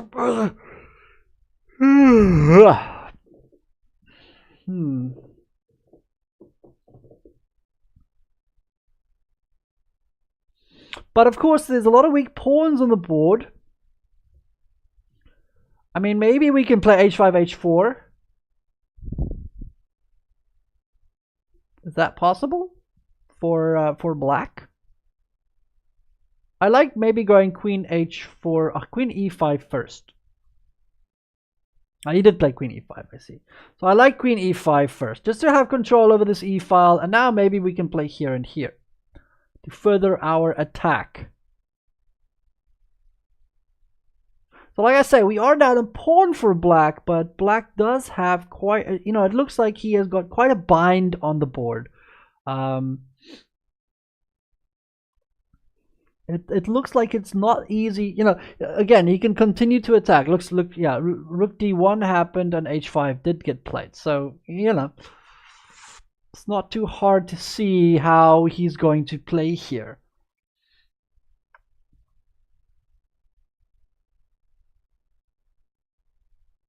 Is he thinking maybe to play rook d1? Rook d3, I mean, sorry. But rook d3 just runs into either rook e1 or rook e4 even. Both options look perfectly fine, with still h4 to come.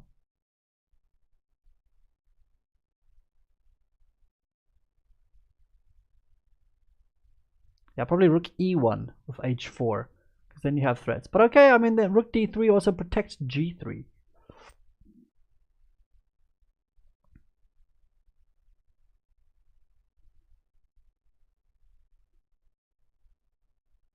Not sure. But I do think, I mean, black's down a pawn, but I do think black has got a lot of play for this. So he should be perfectly fine. Giamboros from Hungary. I mean, he's pawn down, but I prefer black. Because it's easy to see how black's going to continue attacking here.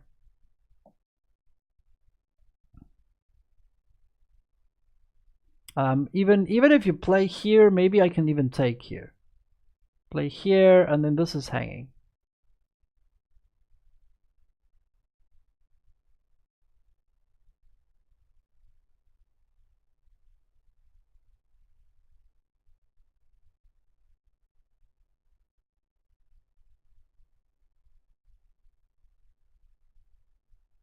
Maybe it's not so easy though.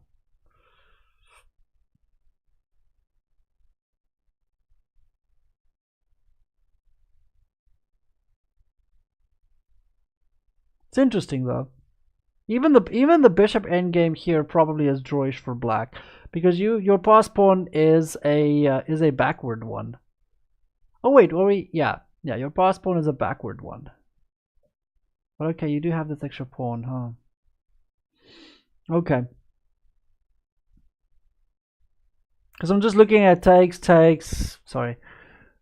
Takes, queen takes, king takes, and a5 even. Fixing all your pawns on white squares, preventing you from playing any pawns, pushing any of your pawns here. And then I have the 2 versus 1 majority on the one side. Here, you'll have that and that versus that one. So it's interesting. All in all, I do think that black is perfectly fine here for a draw. I don't think he can really lose this game. So this is the current position with white to play. So let's continue. Let's go and look at the next board. Board 7 with Naroditsky. Naroditsky, he likes to have his extra 2 pawns. That's the way he wins games.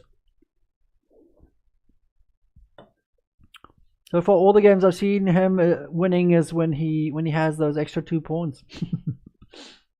I guess it is enough to win with. So let's quickly go to his board and see how he got there.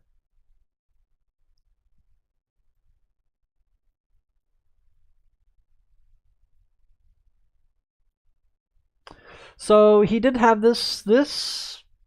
So let's quickly see how he ended up making this happen for himself.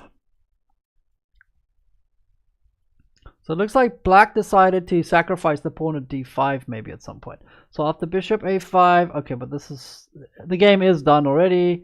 So bishop a5, queen b7, castle, just like I said, he played knight b8 in the end. Okay. He took the knight. Let me just see everything. He played queen takes, he played king h1, he played queen b7, he played b6. He played d5, takes, queen takes, check.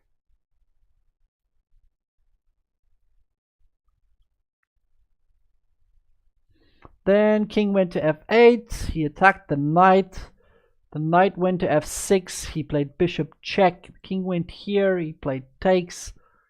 Looks like he played rook takes. Looks like he played queen c7. So he's just making his pass pawn work for him, that's all. Yeah. So he tried to play queen c8. He just took it, rook takes. Bishop here, knight goes here. It looks like he tried. b7, rook. Yeah, so b7 is played, rook here, and then just bishop there. So of course there's no way to stop the pawn from queening eventually. So like if you play here, I just play here, and of course after this, I'm going to play back to c7 and it's done. So white wins. So another successful outing for Naroditsky. He's still playing catch up, but I suspect that he will probably be only half a point behind the leaders. And I mean, after 4 rounds, obviously the tournament is still wide open. So that's cool. So that's another board that we can get rid of. But before I do, I will move on to board 9 first. Looks like there's another one that is done as well, which we'll get to just now. So let me get to board 9 quickly.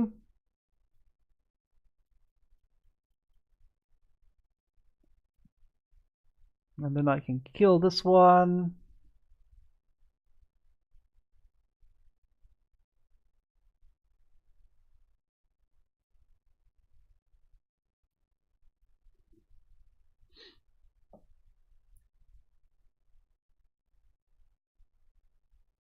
So we have here, oh yeah, this was the game where I did like White's chances here, didn't I? So let's see what Black decided to do here to give himself the best chance of holding a draw. We know he had to take. So he played Rook B8, of course. B3 was played. Looks like he played Queen B, Rook B6. The Queen went to D5. The Rook went to E6. F3 is played, just playing solid. Then he played Queen here. He played H3 to give himself an escape square. Sorry, with his king. His opponent played Rook E8. Played Queen C5. He's trying to trade off pieces, of course. That would be ideal. Played here, not to trade off. Played Rook here. Knight went here. Queen C4 was played. A5 was played. And Queen A6 is played. So he's definitely slowly making progress. Black is purely defensive here. And White's a pawn up, you know. So slowly but surely, he's just trying to make progress here.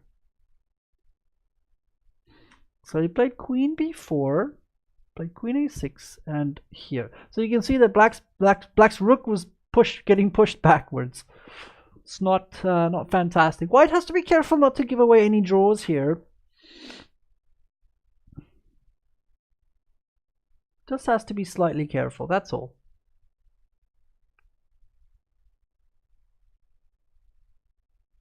But White still has the time advantage here.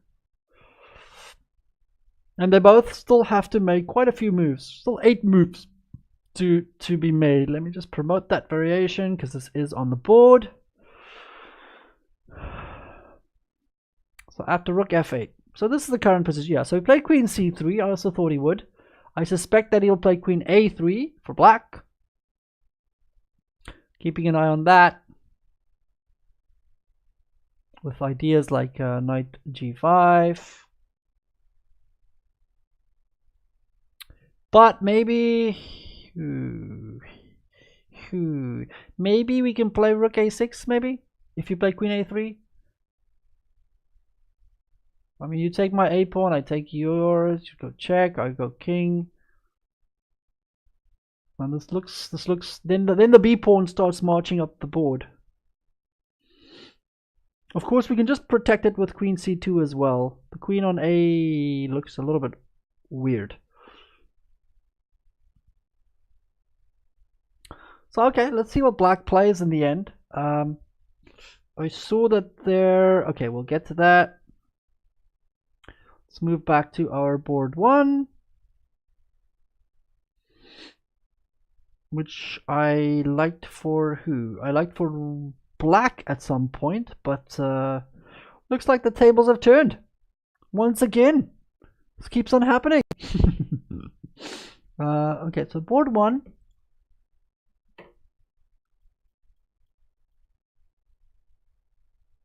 Let's quickly go check what happened on board 1. So yeah, so this is where we were. Let's see how he managed to wrangle this out of the game, because this looks pretty good for White. Yeah, but Black didn't play it the way I said. You see, if they don't listen to me, then trouble is a brewing, you know? So it looks like White played E4 now. See, now I even want this even more. Just do it. Do it, you idiot. Do it. Okay, so E4 was played. And now we went back Rook C8, you see. So it's like Black Black is confused. Black's very confused about life, yeah? So knight e3 happened, c6 happened, queen d3 gets played. Now c takes, pawn takes, queen a6.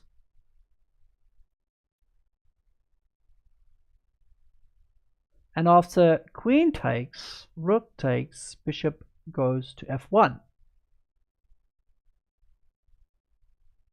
Okay. Now you can see the problem here. If you can't go here because of that. So you can see here now. Okay, now he's gonna have to. So rook a7 gets played. I assume knight c4 gets played anyway. Knight c7, knight here.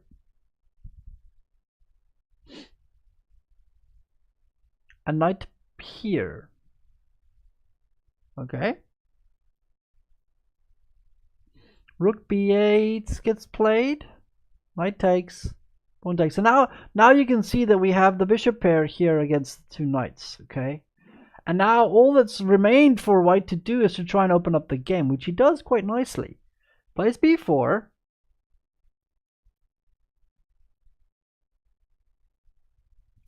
Takes, rook takes, and rook b7. Now we do have an active rook for black at least. So bishop goes here, rook goes here, and rook c1. But again, this pawn is a runner, huh? So it's equal, but I think white is better now. The bishops are supporting that pawn very nicely. And the knights struggle, man. The knights really are not so great here. So maybe at least he can put a knight on d4. Not that I know where this knight's gonna go after all that. I don't like this. No offense, but I think white has good chances of converting this. Black's gonna have to be extremely accurate. He's gonna have to find a good place for his knights to blockade this pawn. So okay, not that pretty. Then we have our board 3 with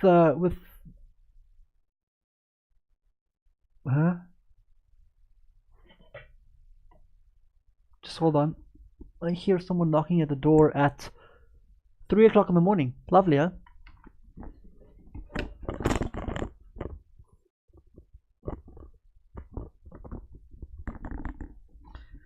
Never mind, at least somebody else opened up. Yeah, everybody in this place works funny hours because they all work at a casino as well. My brother and his wife. So everybody in the house works at funny hours. Okay, so at least I don't have to do anything about that. So let's quickly go and look at board 3.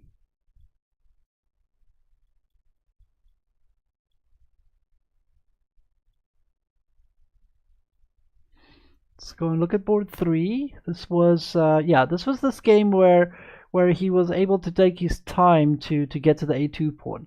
So let's see how this one developed in the end.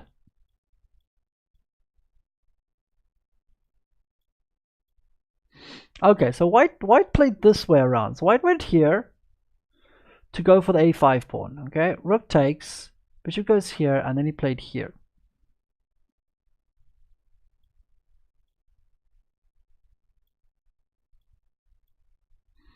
Then rook c1. So now, of course, finally the rook can actually get to this file.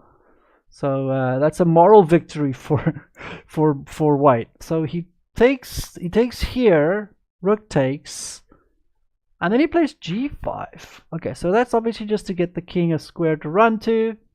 Okay, so I think black wants to think that his knight is better than his opponent's knight. After that, he plays rook e4. Well, it looks a little odd. And rook c2 gets played, so we just take over this file. So we want to have control over this file. But I guess he does have rook a4 maybe. Maybe that was the idea for white. Let's see, because white has made some moves here. No, he plays rook c4. Interesting.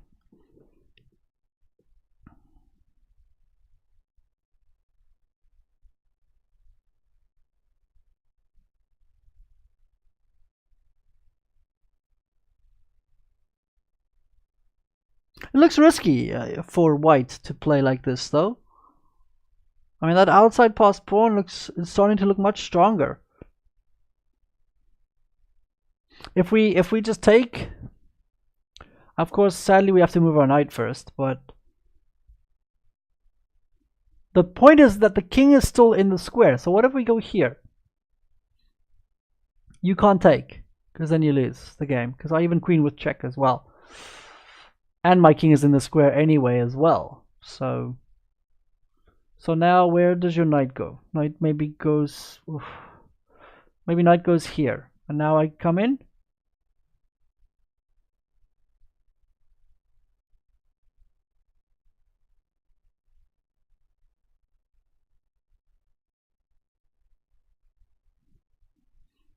I'm not sure if I like this for. Maybe not even king there. Maybe I go here. Now I'm gonna have to go back here, and then I can play here. I don't think I like this for white. This looks maybe he calculated deeper than I did, but I mean, it looks really weird to want to have this structure. So he's thinking, black is thinking about this. I would be surprised if black doesn't go for it. Maybe the knight goes to no. Yes, no, yes, no, yes, no. I don't know. I'll just take it and play knight there. Maybe he goes knight here. But again, I mean there. Now what? Because this pawn's hanging.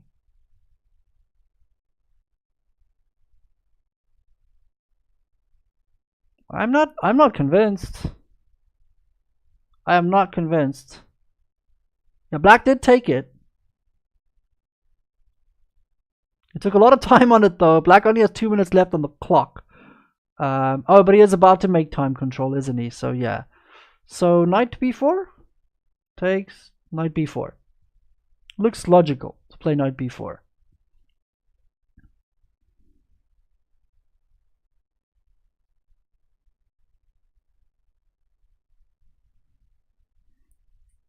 It feels like I can force your knight to be trapped on a square, and then I can play my a pawn down the board. This looks bad for white. Surely. I think white overestimated his own chances in this endgame. Okay. Well, I see there. Yeah, so he went here, like I said, and now if we go here.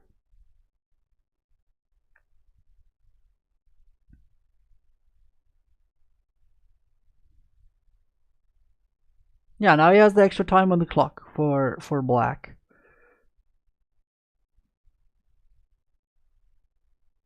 Okay, let's quickly go and pop in on board 4. I just want to see how it finished, because it did finish. You see, this looks like queen d6 did happen in that game, so let me just get to it.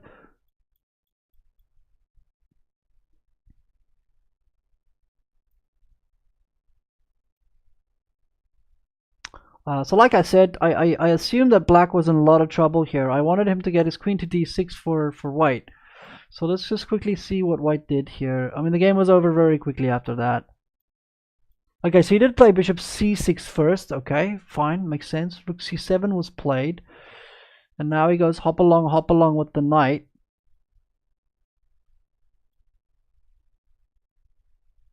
So he plays knight b3. Rook went here, and then queen went here. Ooh, did he fall for something? Oh no. Looks like he fell for a little tactic here. Queen d6, he played bishop d3, and then he played bishop takes a8. Uh-oh. Because now c7 is hanging. And if you take rook takes here first, I play knight takes, and then that's hanging. Uh-oh. Looks like he blundered, sadly.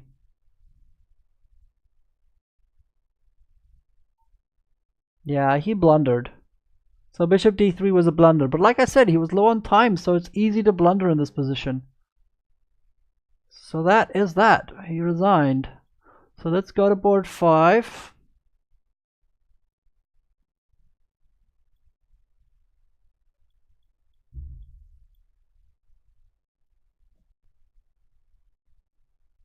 Let's go to board 5. I'll update the board for you real quick. Quite a few moves were played.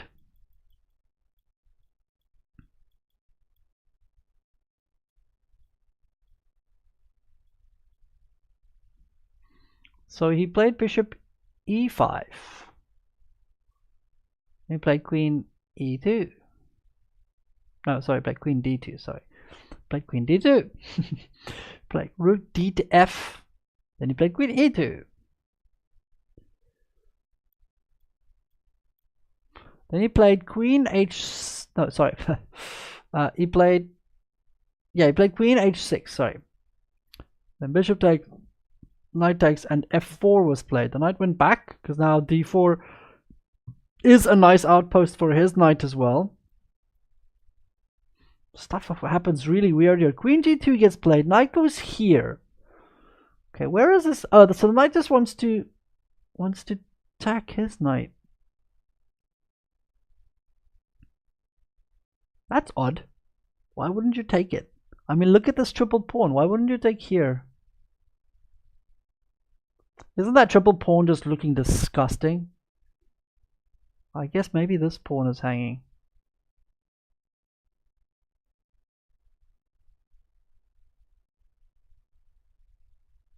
So he played f5. Just like, why wouldn't you give him that triple pawn though? Okay, he played f5, played rook e8. Then he played knight f4. Played knight c6 again.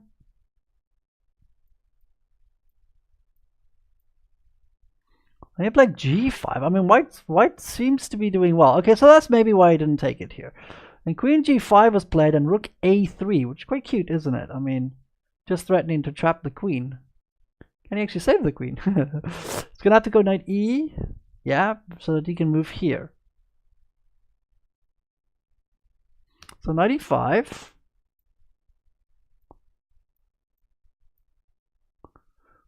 Rook h3, queen here, rook g3, queen here. Okay, now white has the drawn hand. White also is extremely low on time. He only has to make one more move though, and I think white is slightly better here. Maybe he just plays knight. Yeah, no, he can't. Well, maybe he can. Maybe he can play knight e6 possibly.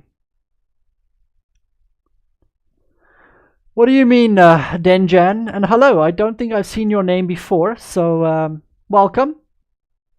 If you want to be nice, click on that little button over there, the follow button. No, I haven't played a FIDE rated tournament in a couple of months, in a couple of years, sorry. But I'm probably around about 2300 strength now. It's not like I actually stopped playing chess. So if that answers your question. So he is low on time. Well, actually, white is low on time. Yeah, white is low on time. So he wants to play knight e6, I'm sure, but you know, it's a little bit messy. So maybe he plays. So maybe he plays back to h3 first, just to get time control, because he's one move away from time control. Then he'll get an extra 20 minutes on the board, on the clock. So maybe that is worth it. So maybe that's worth it. Maybe. If you click on the follow button, then it's gonna do a cool sound with a funny little guy running around. You'll see. If you do click follow, you'll see. You're gonna get some Mortal Kombat action if you click on follow. Okay, so we can get back to this board. Looks like maybe, yeah. I mean, I'm sure he's gonna play rook h3, rook g3 again, just to get the time control done. Aha, there you go. Get a little word from Raiden. Raiden says he likes you, by the way. Okay, so everything in this game also happened the way I said it would. So let's quickly just go to that board.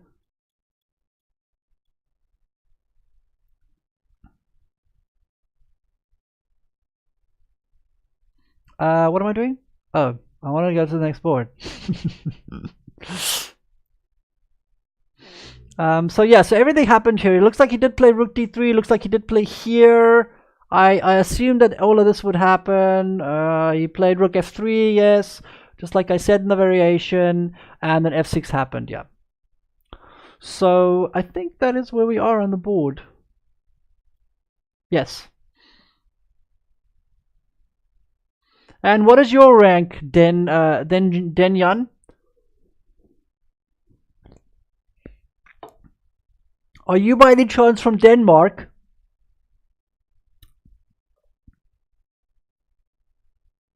You can tell me where you're from. I won't tell anyone, I promise. What country are you from, Denyan? So this is what I pretty much assumed would happen in this game. What's the time controls looking like? I think they have reached. Have they reached time control? No, they have not. They have not reached time control, which is odd though, because other tables, you know what I mean, like.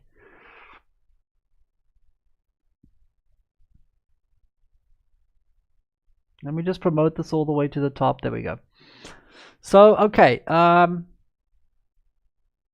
interesting. Was there a game that was done? Was this game done? Yes, yes it was, wasn't it? So let me go back there and kill it. That was board 4, wasn't it? Yeah, so I can get rid of board 4 quickly here at least. It's one less board for me to have to friggin' worry about. So let's get rid of it. Perfect. Okay, so White's thinking here. White is lower on time as well. So I definitely, I like Black's chances still in this position. He is down a pawn, so White is up a pawn, unfortunately. But Black definitely has attacking chances here.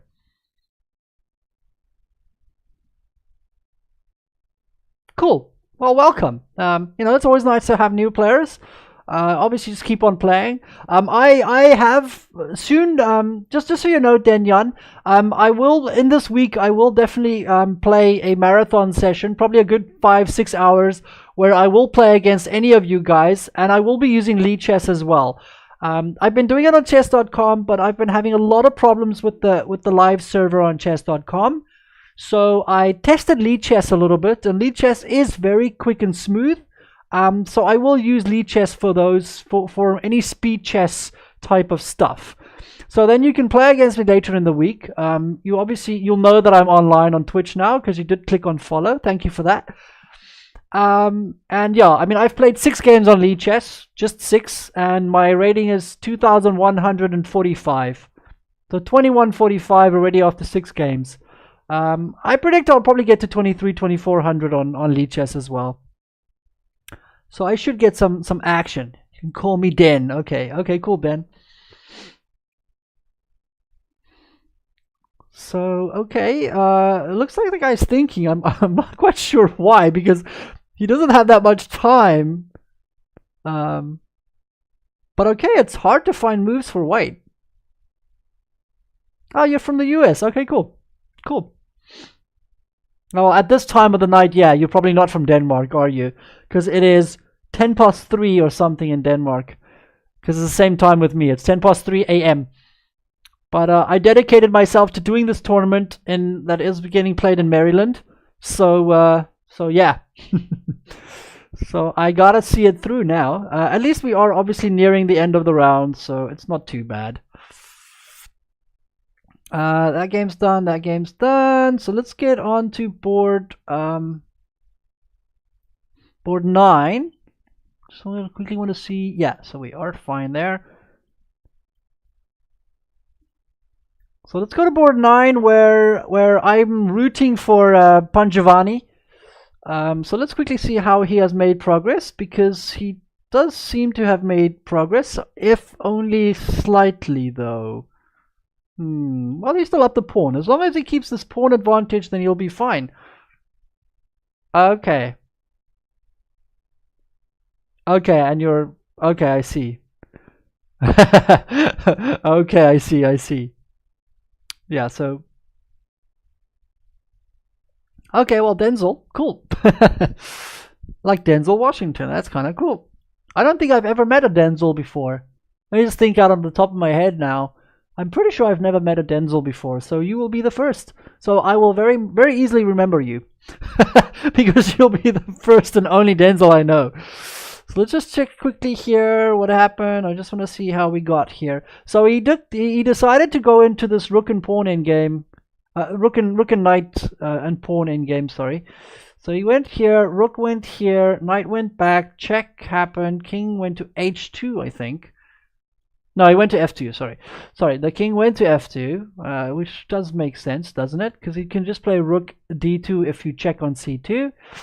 He played g5, he played g3, he played king g7. Oh, sorry. Rook d5 happened, rook c2 happened, rook here, rook c1,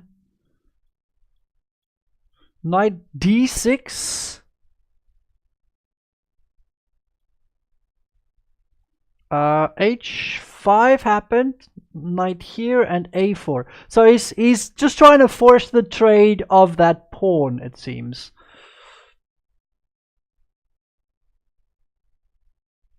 I still very much like white's chances here.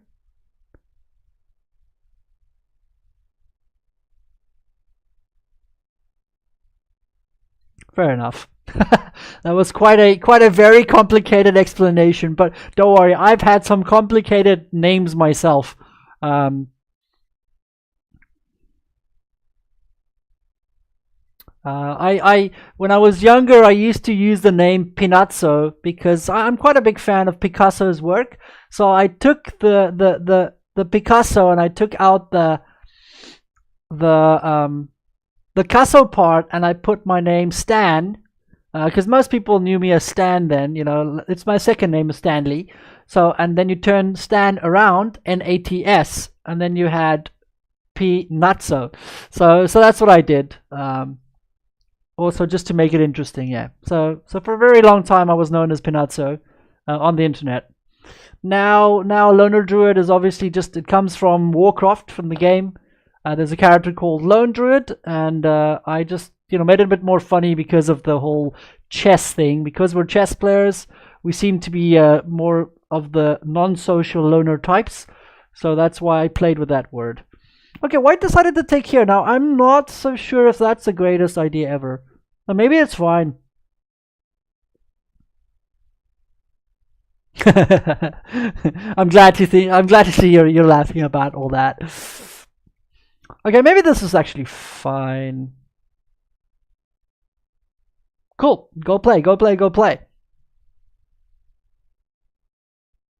Believe me, I'm kind of just waiting for this to be done now. Okay, so rook a4, yeah. I'm not sure I like this.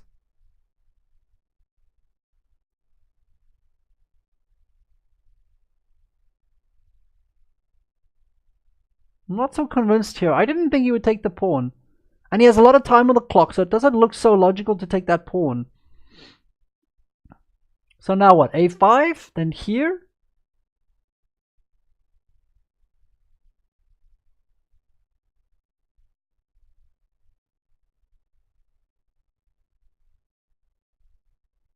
Okay, maybe we can play here. If you go check, I go here. If you take, I even possibly have these kinds of ideas. But I mean, then it starts looking better for black. Just these drawing chances, at least. I don't know why I took an a4. I'm not the biggest fan of that. I would have thought that he would play maybe something like this first.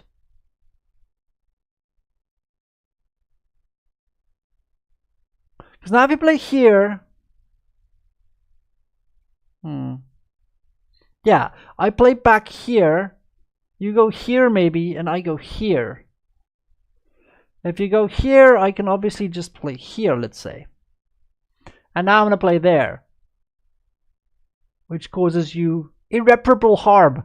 Perfect. That's what we want. So yeah, so I would have thought that he would play this, because now if you take as well, let's just go back a little here. After rook b2, sorry, rook b2, if you take, I take, and of course now, you know what I mean, like the pawn starts running up the board.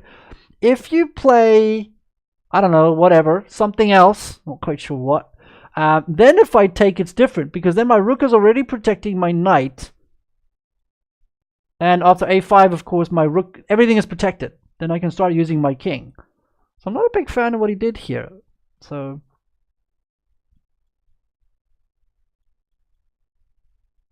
of course he did play a5. Let me just promote this variation. I hope he doesn't stuff this up. I hope still he wins this game, because I really wanted white to win this game. He's been playing good chess. He's been very creative so far in the tournament. And he's been playing quite solidly as well. So I'm hoping that he manages to win this game. Yeah, okay, let's quickly go to board 1. Where it looks like everything fizzled out quite badly. I expected a draw to happen anyway though, didn't I? So on board 1, this is what we had, yeah. So I always suspected that we would probably lose the pawn for a pawn. And it looks like it's a complete draw now. I'll quickly show how we got there, just so you know.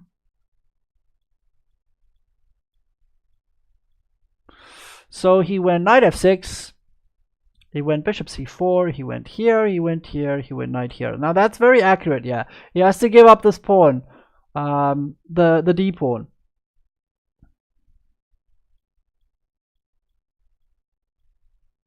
Yeah, it makes a lot of sense here. So he took it. I don't know if black needed to take though.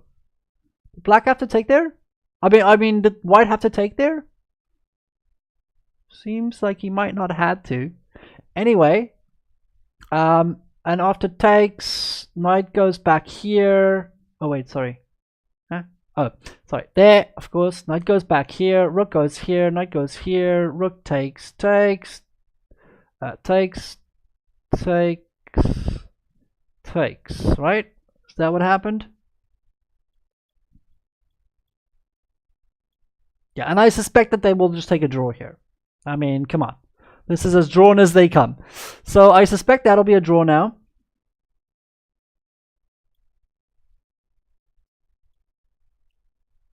And then in this endgame where I thought that the black was just winning, I was exactly right. So yeah, in this endgame, so let's quickly see how black won, because he did win it. I think white heavily under or overestimated his position here. Yeah, because now he suddenly just loses the pawn. He suddenly realizes this, you see. So knight c6 was played, and he decided to give up this pawn. Because he can't play knight d here because of this pawn just charging down the board.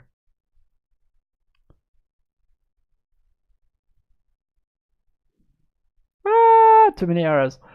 So he took here. King went here. Let's just quickly see how all of this went down. King f8 happened. King went here. King here. Here.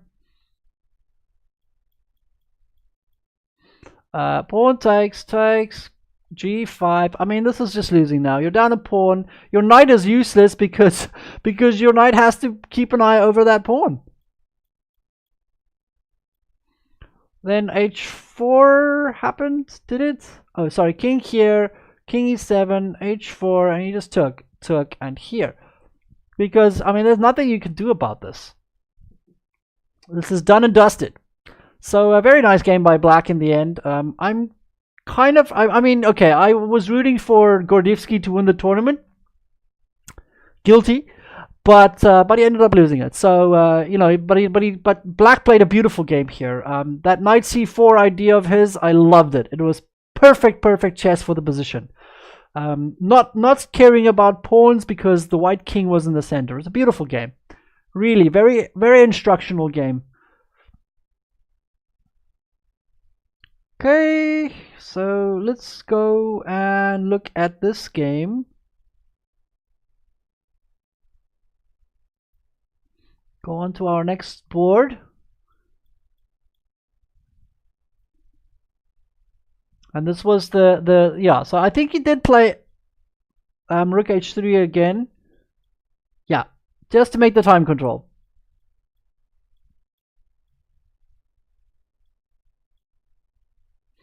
Yeah, so just to make the time control, he played here, played here, he played here, and went back. Okay, so now this is the position, and now white actually has time to think about it, because white was low on time.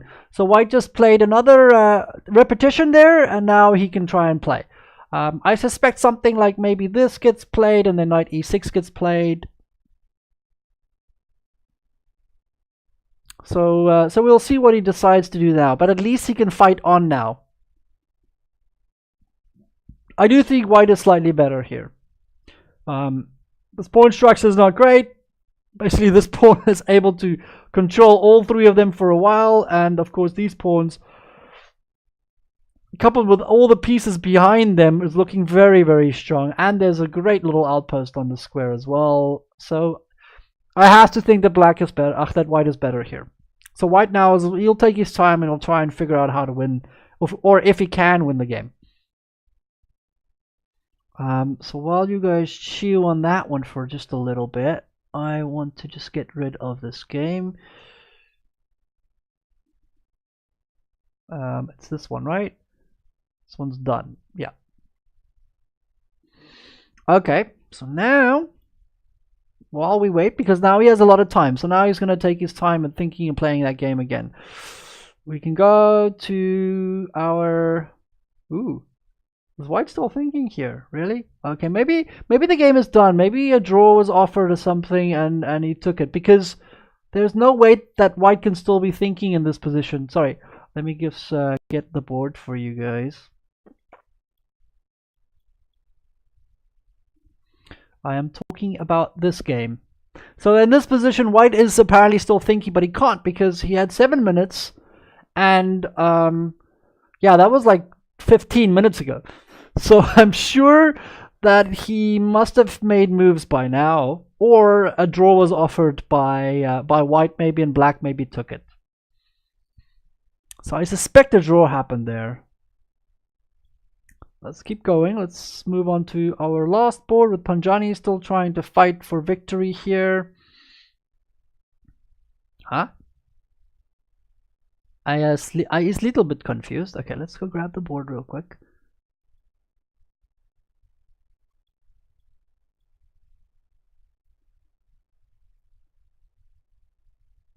There we go. So what did he play here? He played a5, of course. Huh. I thought he would have played I'm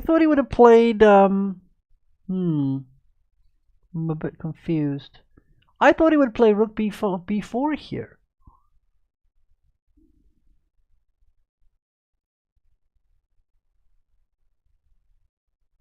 I am confused. I thought he would play rook b4 here. No jokes.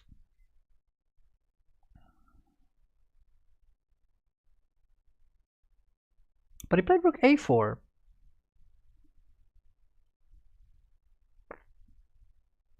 And then king e3 happened. I'm not so sure if I like rook a4. Rook b4 forces the matter, does it not?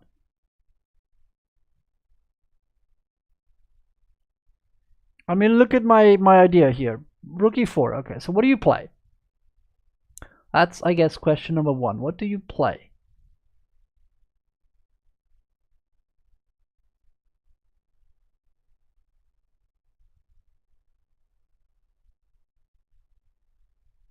If you play here, and then the pawn is dead. Then this one's gone. Or this one, because you're going to have to protect one of them with your rook, and one of them is going to die. So,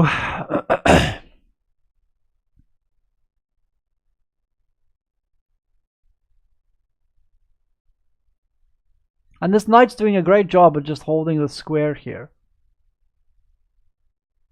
I'm a little confused with that. I would have thought that he would play just rook a4 straight away. Rook b4 first to force the pawns to move. Okay, and after king e3 he played h4. Okay, so maybe he gets some play. Again, I did not like the decision from White's point of view to have these a pawns. I don't know why he went for this. I think he could have played this much better, and he has a lot of time on the clock. So you know, it's the kind of thing that you want to kick yourself for if you end up drawing this game. Where you know, I thought I had a nice way for White to just get a passer with his rook behind. You know, in which case you just shove that thing, and the knight just kicks away any blockader the whole time, and your king can also run in, etc., etc. So I thought that White could have played much better in this position. Unfortunately, now I think that Black has realistic draw chances.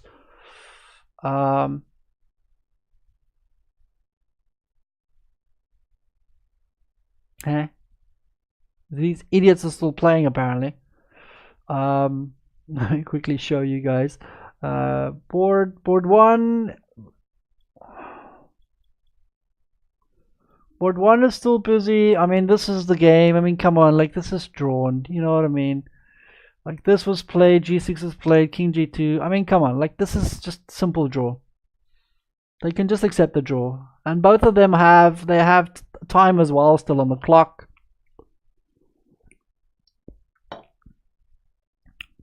So okay, a little bit ridiculous that they are still playing here, but fine, whatever.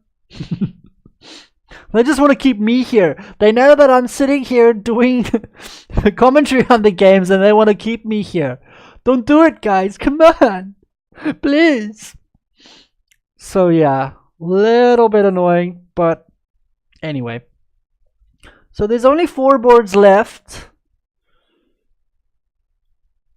Actually, I might be wrong. No, there is still 4 boards left, yeah. So some good results. I might say some surprising results. Mark Paragua playing very well. And Joshua Friedel, okay, well, it's not surprising, but of course, you know, I am maybe a little surprised that he won his game. But yeah, good game from him anyway. So let's quickly go and pop in here and see what did he end up doing here. This is the Barbosa game, is it not? Yeah, so obviously White just used this almost perpetual here to get some time on the clock, okay? And now he ended up playing. Let's just see how he played this.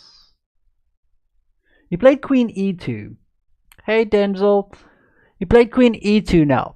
So yeah, so like I say, now he's going to definitely be looking at ideas like this. I very much like White's position here. I feel like he must be better. See, he's thinking now knight here with rook f4, by the way. Just trapping the queen. So this is the kind of thing that you'll be looking for. Okay, maybe knight e6 is not quite so possible. Oh, wait. He has just a simple cheapo. He's just threatening. Sorry. He's just threatening knight g2. Wow. How does Black get out of this? He's threatening knight g2. Okay, so Black's going to have to move his knight. But if he moves his knight, then he loses his queen anyway with that move. Oh, that's also being threatened. No. But this is... Yeah, so if the knight moves, note that if the knight moves, well, let's say wherever, then you have this, do you not?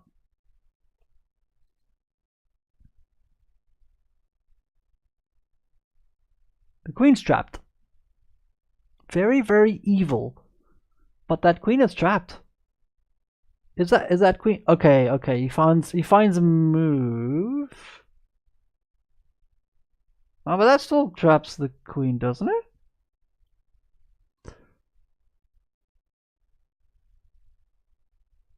He played here. Oh, okay. Because now the objective obviously is that if you took it, if you take here, of course, I can take here. If you take with a knight, of course, then my queen's not trapped anymore, which is great. But he still plays here, does he not? Because now the knight's on pre and the queen's hanging. So now you're gonna have to play here. I take, you take, I. Oh, I can't take, huh? Fair enough. Okay, so maybe he does have a sneaky way out. Okay, and you can take with a rook as well. Wow.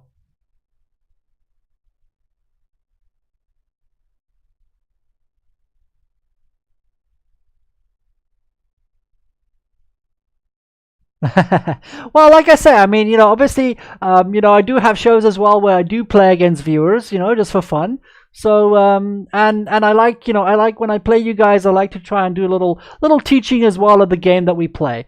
Denzel, I also play symbols as well. I play simultaneous as well, which I will do this week. Probably on Saturday or Sunday, I will do a symbol as well. Then, I take on 20, 30, 40 people, and we play a proper game, 75 minutes aside type of idea, or maybe 60-60, who knows. So yeah, so knight g6 was a really good move. Now he played rook takes e4, of course, because now if you take my knight, I take you, it just looks disgusting.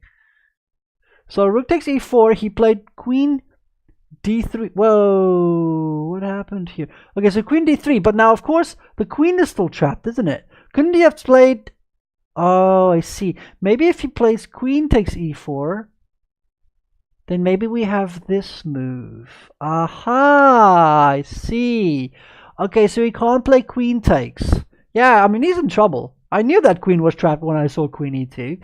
So after rook takes e4, which is what he played queen d3. Now the queen is still trapped, isn't it? Let's just quickly see how this finished.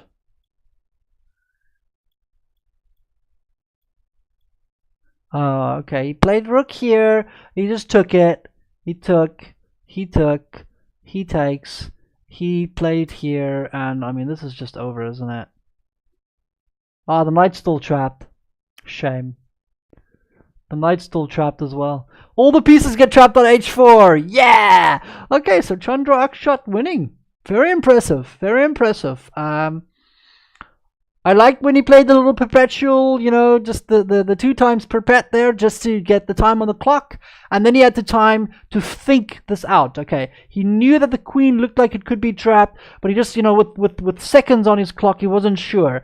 So I like what he played. And then he found queen e2 and realizes that knight g2 is the killer shot. So very nice.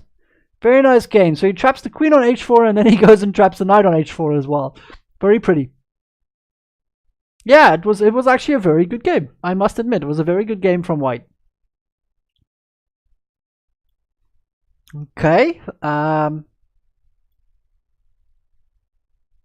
Okay, this game was most likely a draw. Yeah, I'm pretty sure that was a draw. So I'm gonna get rid of both of those games. So let's quickly see what happened on board 9. So this was game 5 and game 6, I think, is pretty much done as well, yeah. So let's go to board 9. Sorry, let me just get 9 here. So yeah, so this is the game where I feel like White...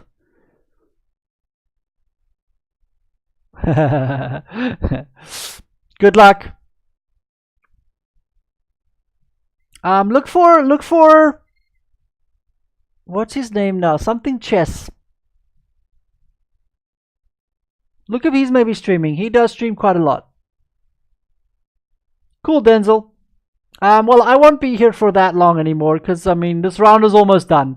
But the next round does start at 11 a.m. Your time, American time, tomorrow, round 5. So I will be back tomorrow again. For round 5 at 11 a.m. and 5:30 p.m. is round 6. There's 9 rounds in total for the tournament. So yeah, I have work to do. Okay, so let's just see quickly what happened here. So he played takes, pawn takes, king d3, king rook f4. Yeah, of course, but again, you can come in the evening, of course. No, I realize, of course, you can't be here 11 a.m. But you know, in round 6, which starts at 5:30 p.m., you can obviously come and pop in if you want to come say hi. Now he went king here and rook a4. You see, I feel like black has a draw now, maybe. I don't know why he took on a4. I'm disappointed. Let me leave that board on there and get rid of boards 5 and board 6. Sorry. So let me get rid of board 5 and 6. It's that one and that one, right? Yeah. Okay, so the only boards that are left is board 1 and 9. 9 looks like Azarov might have sneaked away with a draw here.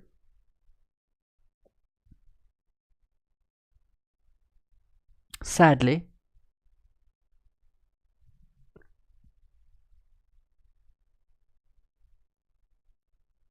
I'm wondering.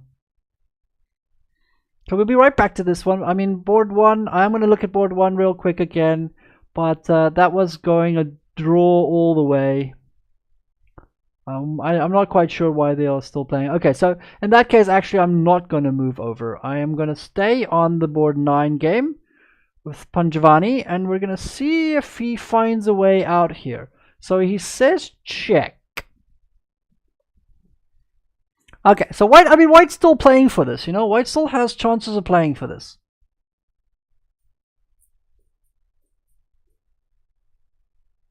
Okay, I like that move. That move makes sense to me. Now you have to be careful where you go with your king.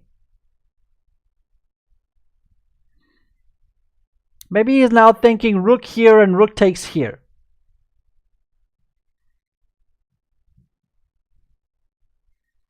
Because the a pawn is a very, very strong pawn. So if he can get his king to support the a pawn, of course, then he will probably win the game.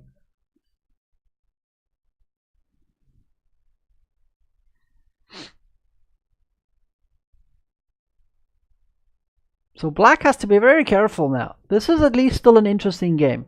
Ugh, which also means that I will probably be here for another friggin' hour.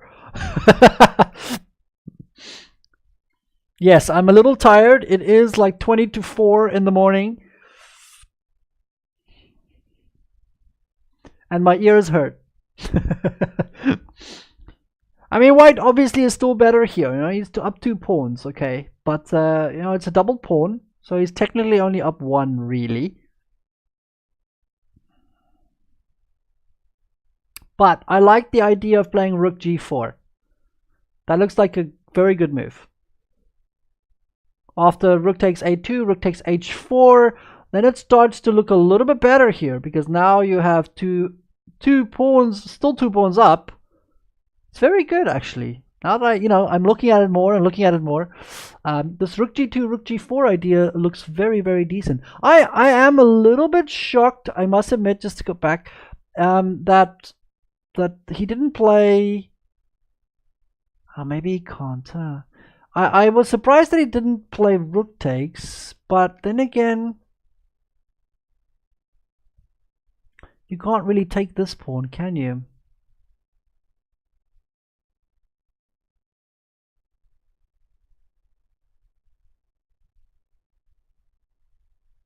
So I guess I shouldn't be so surprised, huh?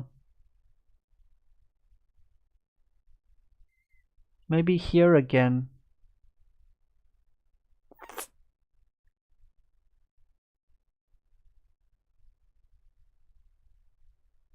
Yeah, maybe the same idea applies here. Because now if you take here, let's say I play rook here, you take here, I play here. Now what?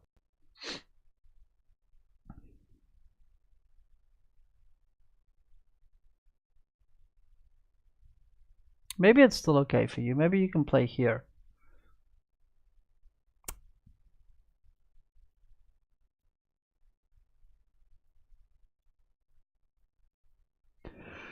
Okay, play king f8.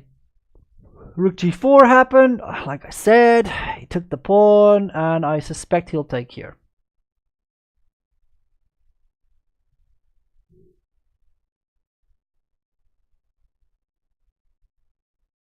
Now I am starting to like white's chances again.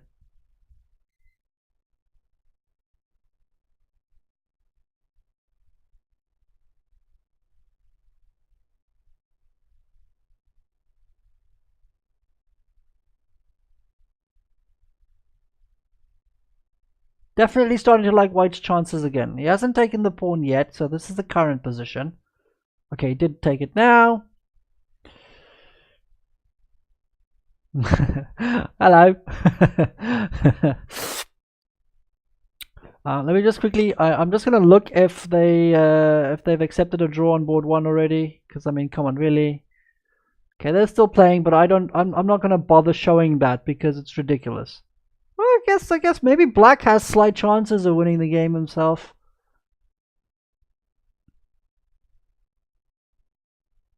Maybe that's what Black is. Maybe Black is trying to push here. Let me quickly just show you what the board looks on board one. It's might be worth showing. Just the difference, you know, it looks completely equal, but the difference here is that if the king can get here, I might be able to win the d pawn, and if I can win the d pawn, then Black's chances look real. So let me show you how this continued. So he played rook a3. h5 was played, g5 was played. King was played here, rook was played here, king went back again. Then king g7 happened. g4 was played, king f6 was played. King f3 was played, rook a1 was played. Now again, I mean, king e5 looks promising.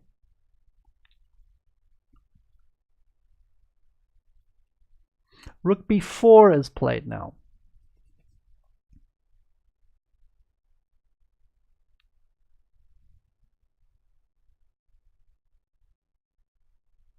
Okay, I suspect what happens is if you play here, maybe he goes here.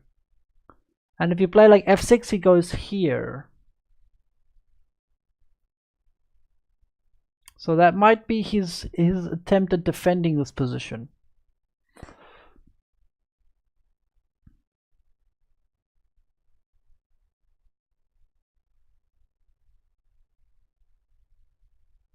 I'm not sure.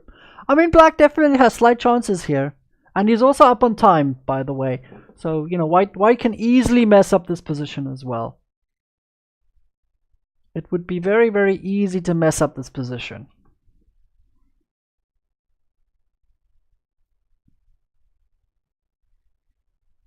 Okay, let's quickly go pop in on our other board.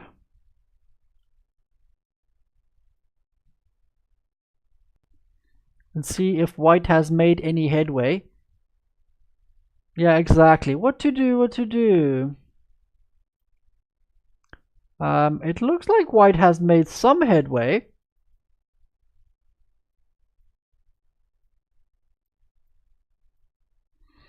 So after takes here, this was played. Check was played here and rook here.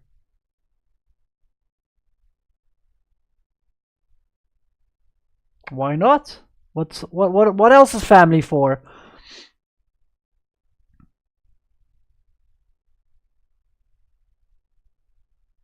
So white is now thinking, okay, if I can leave this here and maybe get my king to this side of the board. Thanks, Denzel.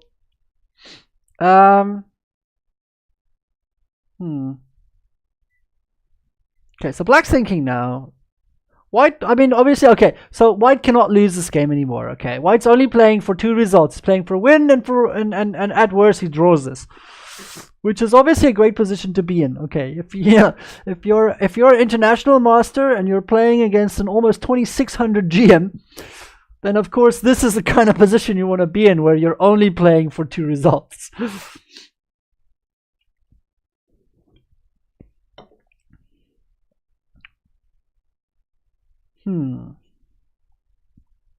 So black's thinking now.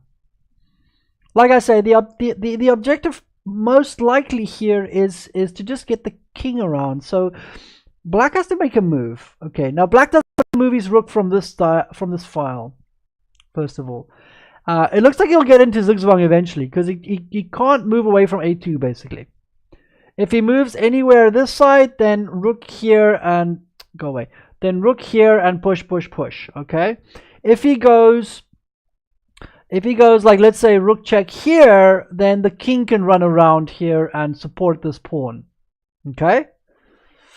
So what does he play? This knight is important to stay here, because otherwise the king will be able to run in here.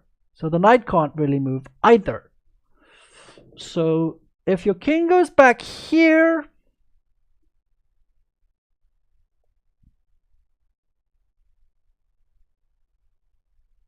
then maybe I have time for f4 check. Possibly. Because if knight takes, then I can just win your knight with rook check here, sorry. So let me show some variations, just so you guys can see it. Okay, so I'm saying that if he goes here, this king is going to go here, here. Okay. He's going to run around that way. If the rook goes, let's say here, then this move gets played, and he's going to shove up the board. If you play your knight away anywhere, it doesn't really matter. Let's say you go knight here, then I have this idea with this pawn. He's still thinking, you see. If he plays king here, then maybe I can play f4 now. You can't take here because of check. And then, of course, if you go here, I take it with check. If you move your king, let's say to f5, plausible, then maybe check here. Or check here. And then king, king. It's possibly the idea. Let's say you go king here. Maybe I'll go king here. If you go check, I go here. If you go here, I can go here, check maybe. And again, the plan is just to obviously use the king to support this pawn. So black is in the tank now, it looks like, because I think black is realizing exactly. Yeah, exactly. White now has free range of arranging his king to get to the king's side to help the h-pawn, and that looks like that should be enough to win the game. So black is in the tank. He's thinking now. I think he sees everything that I see as well now. Shame. So he's just trying to make something work here. So he decided to go rook a3 check. King f2. Maybe king f2 runs into maybe this. No, that doesn't work because of that. Oh, maybe there. But still, after takes here, king takes. These pawns are just runners, because you can never win the pawn on a5, and my king can just support my run up the board here. Can even play. You can even play here. No, this is lost. That's lost. So I guess I can play king f2. It just looks logical, doesn't it? Maybe he can play here though. Maybe he can play here. Maybe he can actually play that. That's possible. So maybe king f2 has a few things that it can run into.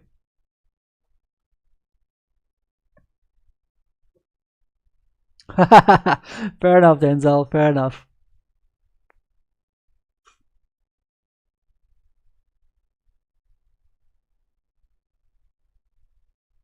No, why?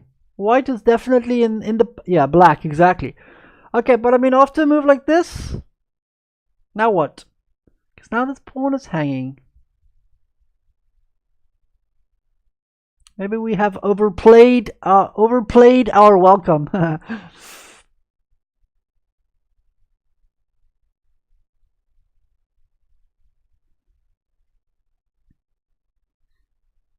I see.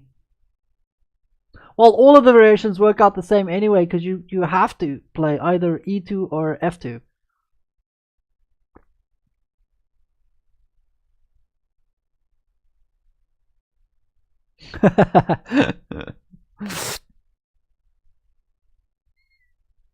Maybe we can play here. Now if you take here, I take, and of course I'm just going to continue on here. Now I am threatening here, and your pieces are a little bit far away, you know what I mean? Like they're struggling to get stretched like this. But okay, I mean, this is getting less easy now. I mean, this is definitely, you know, black's chances are improving towards a draw here. So so that knight d4 move is actually pretty strong, which is sad. Which saddens me. Makes me so sad.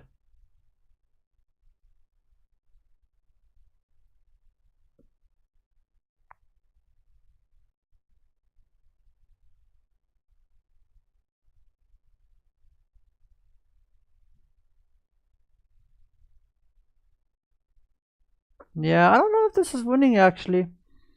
That knight d4 move is very strong. Okay, he did play king f2, of course. Makes logical sense. But knight d4 looks like the kind of move that you want to play now. Maybe we can play no. So okay, knight d4 I suspect will happen. It looks like the only real good move in the position. And then the other problem, of course, as well, is that this knight could also get here as well.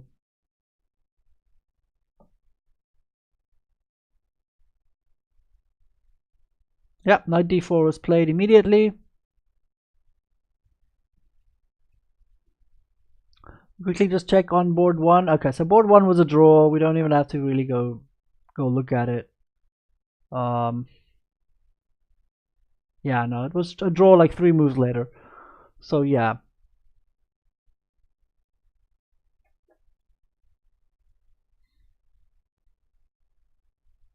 So this is the only game. I mean, obviously, you know, again, white has no worries about losing. You know, he's going to draw this game at worst.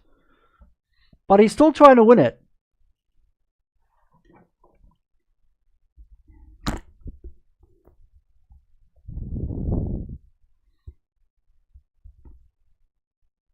Ooh, maybe I can stand like this. Oh, hello, yes, hello. Yeah, exactly. Who cares about board 1, man? Come on. Sorry about that. Maybe I can sit like this for a little bit. Yeah, just to give my ears a break. My ears are dying in this stuff. I'm not used to the earphones, but I must admit that the mic on the earphone is very good. Ooh, okay. Now I like this move. This move makes sense. King g2 straight away.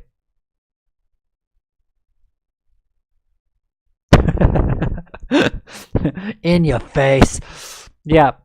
That makes sense. This move makes a lot of sense, by the way. Because now, of course, you can't play rook takes f3. So I like that. I like that move from him. So now, okay, so now the question is just if you play knight takes f3, what happens? What transpires is the question. Maybe here. Maybe here then.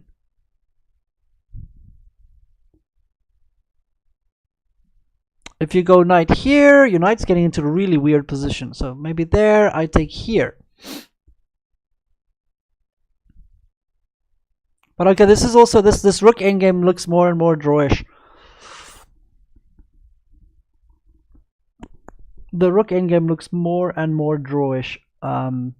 Because now with the two outside pawns, it's easy to lose one of them.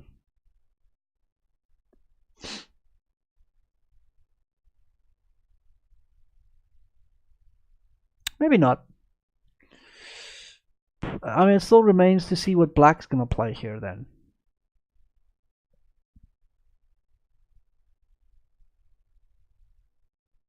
King g2 is a good move though. At least it gives him chances because of rook f4. It's a very, very, very good move.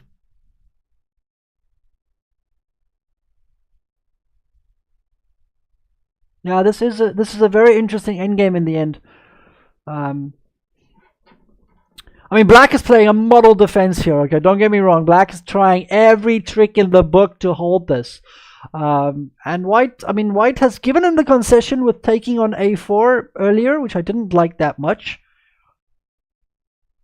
Yeah, of course I have to. That's well, I mean, I want that to be my job, Denzel. I would love to become a commentator like Yasser Seirawan and guys like that.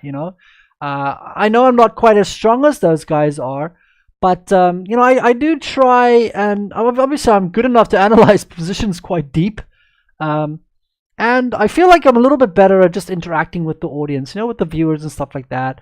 Obviously I'm a bit more friendly as well, and I'm not so awkward. You know what I'm saying? Yeah. So all of this did happen, by the way. This is the current position. He played knight e5. Of course, the knight can just go backwards, huh? Elementary, my dear Watson, elementary. Yeah, this is fizzling out to be a draw now. Yeah, but you see, okay, well, I mean, maybe I'm being a little bit cocky or anything, but you know what I mean. I just feel like I have a better personality. You know what I mean?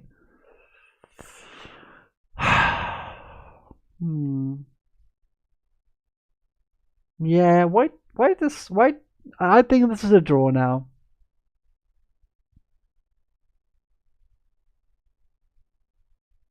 Black played well. That knight d4 move was a killer. It was a killer move. So he tries h4 now. I mean, he still has these dreams. But what about this now?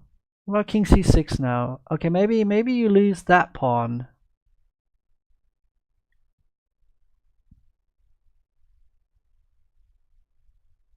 I don't know.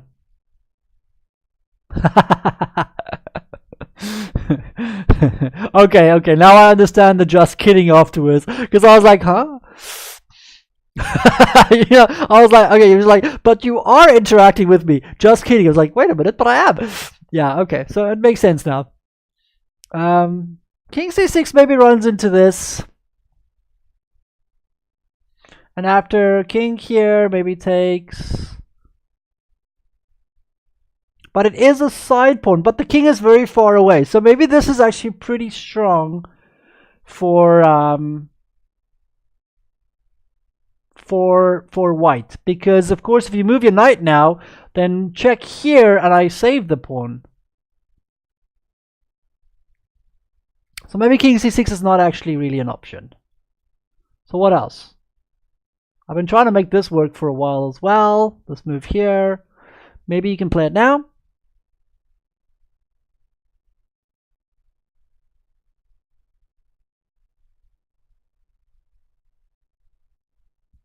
And if a6, then of course we just go back here. So the knight would have to move rather. Where's the knight going to go? Because the knight doesn't have that many squares, by the way. These squares are taken away. So let's say he goes here then. So again, we have the same issue possibly, huh?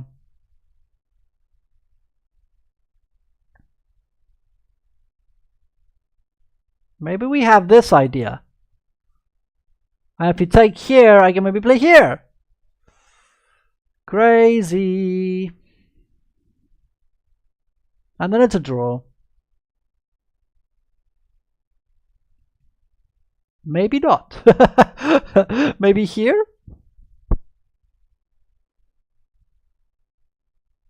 But okay, the king is much closer now.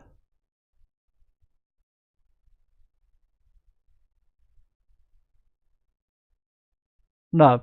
No, this doesn't bode well. No.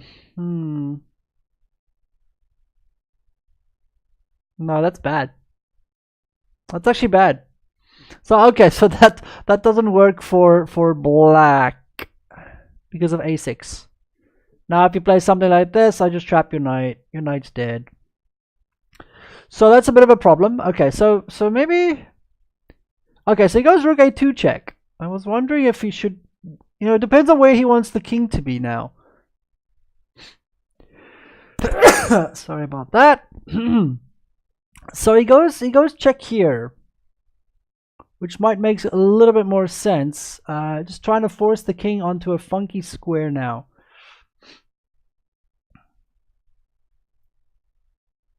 Just trying to promote this thing all the way to the original. There we go. So king a2. The time is becoming quite a bit of an issue here for both players as well, by the way. Oh, I guess he can draw this with.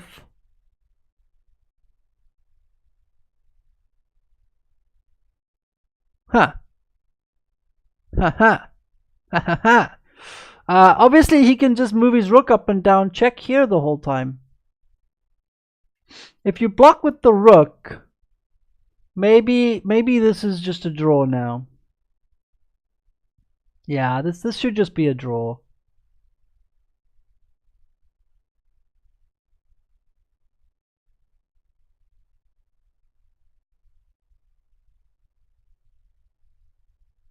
Fair enough, Denzel. That's a very good thing. Okay, so I did play rook f2, but I almost feel like this should be a draw though for black. This endgame. After takes. Can we not just play here straight away? Now if he goes here, we go here. Ah, but maybe he has this move. It's quite cute. It's very cute. But okay, just knight here. I mean, come on. Come on. Don't be like that. No, this looks fairly drawn. Well, the knight's gonna have to move though. Let's say check, king takes here, maybe pawn push. I don't know. Right here, covering that square. Maybe we could get the black king to be too far, so maybe that's why he might not go for this variation yet. But there is the other issue, which I'll show you. The white rook is struggling to keep up with the black counterpart, which is what the whole time what he had here. So after rook f2, he can just play rook a4 as well. That's what I suddenly realized, because now this pawn is just hanging.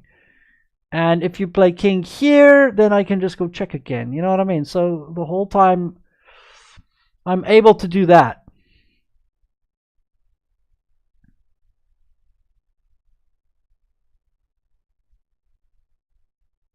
If you go king here as well, then I can go check here maybe even. Maybe not. Maybe I don't want to go there. Can I go? Oh, no, I can go here check, sorry. Because you can't come forward because of this knight check here. So I think I can just trap you now. I think the king is just trapped now. Okay, he played h5 here. Sorry, wait, let me go rook a4. He played h5.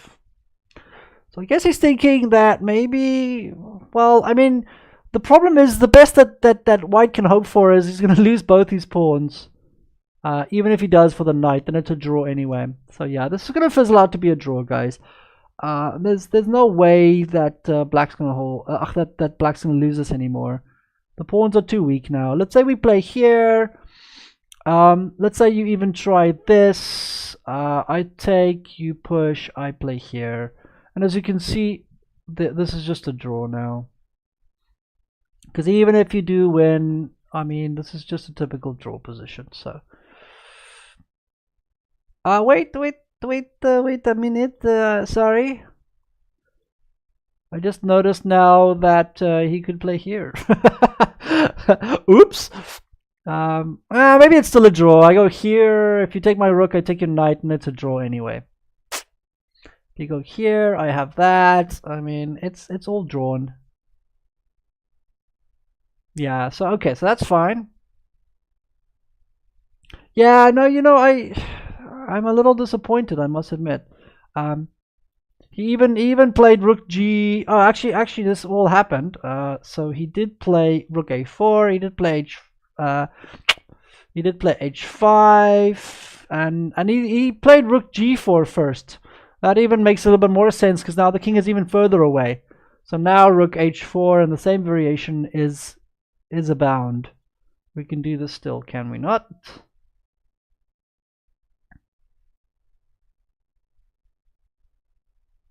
Yeah, I just can't see any way for white to win this.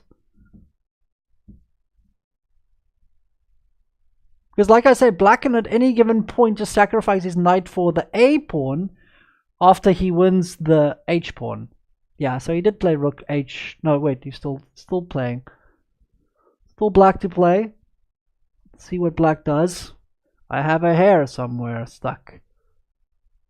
It is tickling me. So let's give it a couple more. I'm gonna give it. Ugh, it's 4 already. Disgusting. I hate these guys. I hate them. I take it all back. I hate Panjavani now. He's making me sit here for hours and hours because he can't win. Douchebag. There we go. He played rook h4, of course. You know, if I can find it, so can they. So yeah, I predict the draw will happen very quickly now. He played a6. Okay, maybe we have a little tricky trick somewhere, possibly. Maybe. Nah, come on, seriously, there's nothing here. So a6 was played in between, maybe. It's kind of cute. Do we have time for this? There. Then if rook here, we just play rook here. I mean, and then there. I mean, come on.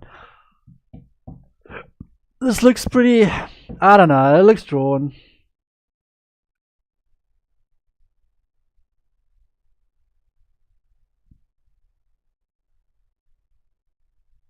Yeah, he just took the pawn. So let's see what white tries. Luckily, like I said, the game will draw very quickly now because both are low on time, and you know, obviously all the moves are pretty much forced. So I predict a quick draw now. Me as well. I am disappointed, but I can tell you where things went bad. Maybe even before you came, Denzel. This is where I think white kind of stopped up the position, and this is it. After a4, he should not take here.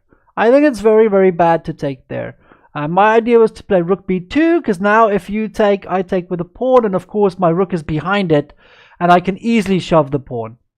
Okay? And now, of course, as well, there's a slight difference here in this position too, because if you don't take, now I can take on a4, because after I get to this position, I can just run my king in very, very easily, because my rook will already be protecting the knight, and the rook will be protecting the pawn on a2, which... So yeah, and of course he could even play b4 in this variation as well. So I think this is where he kind of like play, and the reason why I'm disappointed about it is because he had about like 35 minutes in this position, and he really quickly played pawn takes a4. I think it's a bad move. So yeah, so I think that kind of squandered the win. Let's go all the way back to the front. Sorry.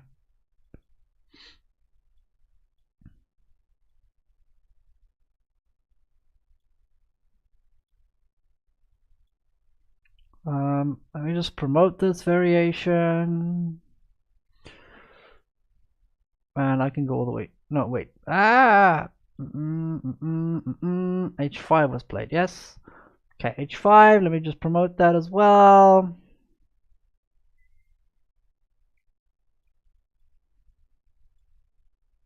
Nope, this wasn't played either. He played A6. Did he not?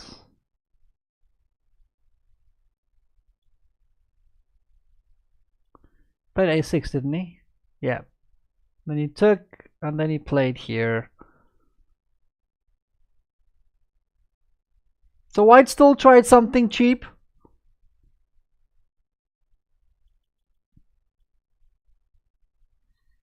In this position, oh, sorry, that's where I kind of like messed up, didn't I?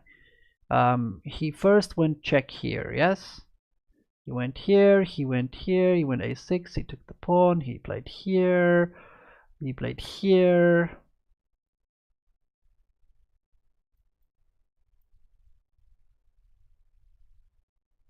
What? He played here. Oh, of course. That's kind of cute. It's like a little cheapo in between there, you know, like, woo! Because if you take here, then you can play here. But even that should be a draw for black.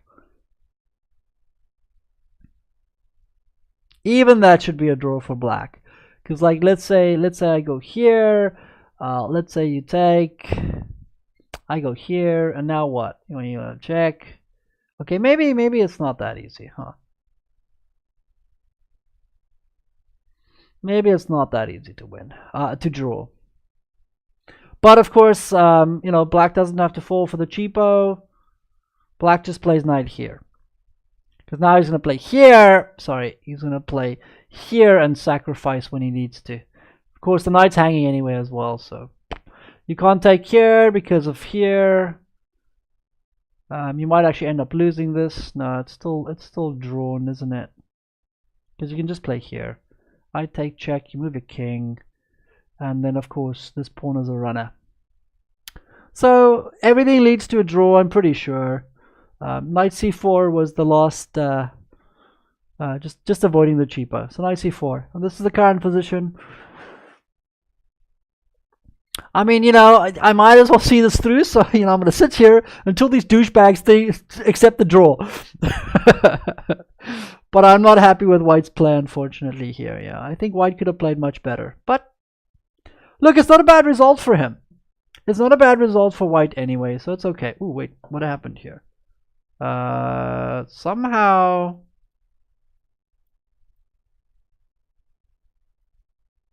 Oh, so yeah, so he played here, takes, okay, I mean, you know what, White still has, Black still has chances now.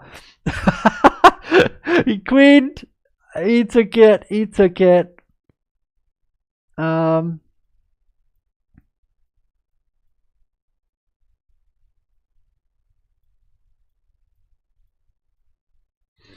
95. I mean, okay. I mean, they're still playing, but you know, King f2 looks like happened. King went here. King g3. King f5. I mean, there's just nothing you can really do, is there?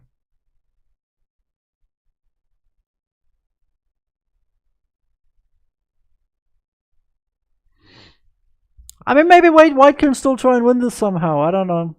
I mean, it's drawn. Of course, it's drawn. Okay, we know that. But Black might even feel a little bit more power here.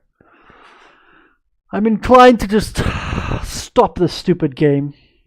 Okay, King went to h4, here, check.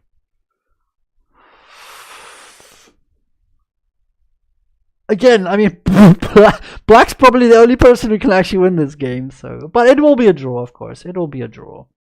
I mean, White at worst, White can just sacrifice his rook for the pawn, and then it's over. So, so it's a draw. So I'm not gonna continue. I'm gonna stop here. They can kiss my butt because there's no way. Yeah, exactly. I don't even know why either player is still playing on here. It's a little bit annoying, really. I think White is just a little frustrated because White was winning the game. You know what I mean? And Black somehow got out of it. So I think that he is just a bit frustrated here.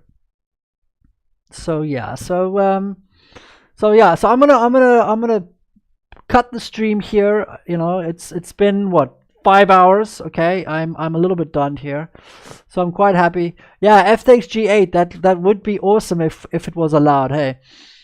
So I'll see you guys tomorrow. Denzel, if I do see you tomorrow, then yeah, cool. I'll obviously look out for you. But yeah. So that was round 4. Nobody has full score anymore. The top score is 3.5, and there's quite a few players with 3.5. So yeah, so I'll see you guys for round 5 at 11 o'clock local Maryland, Rockville, Maryland time. So yeah, then I'll see you guys then. Cheers, Denzel.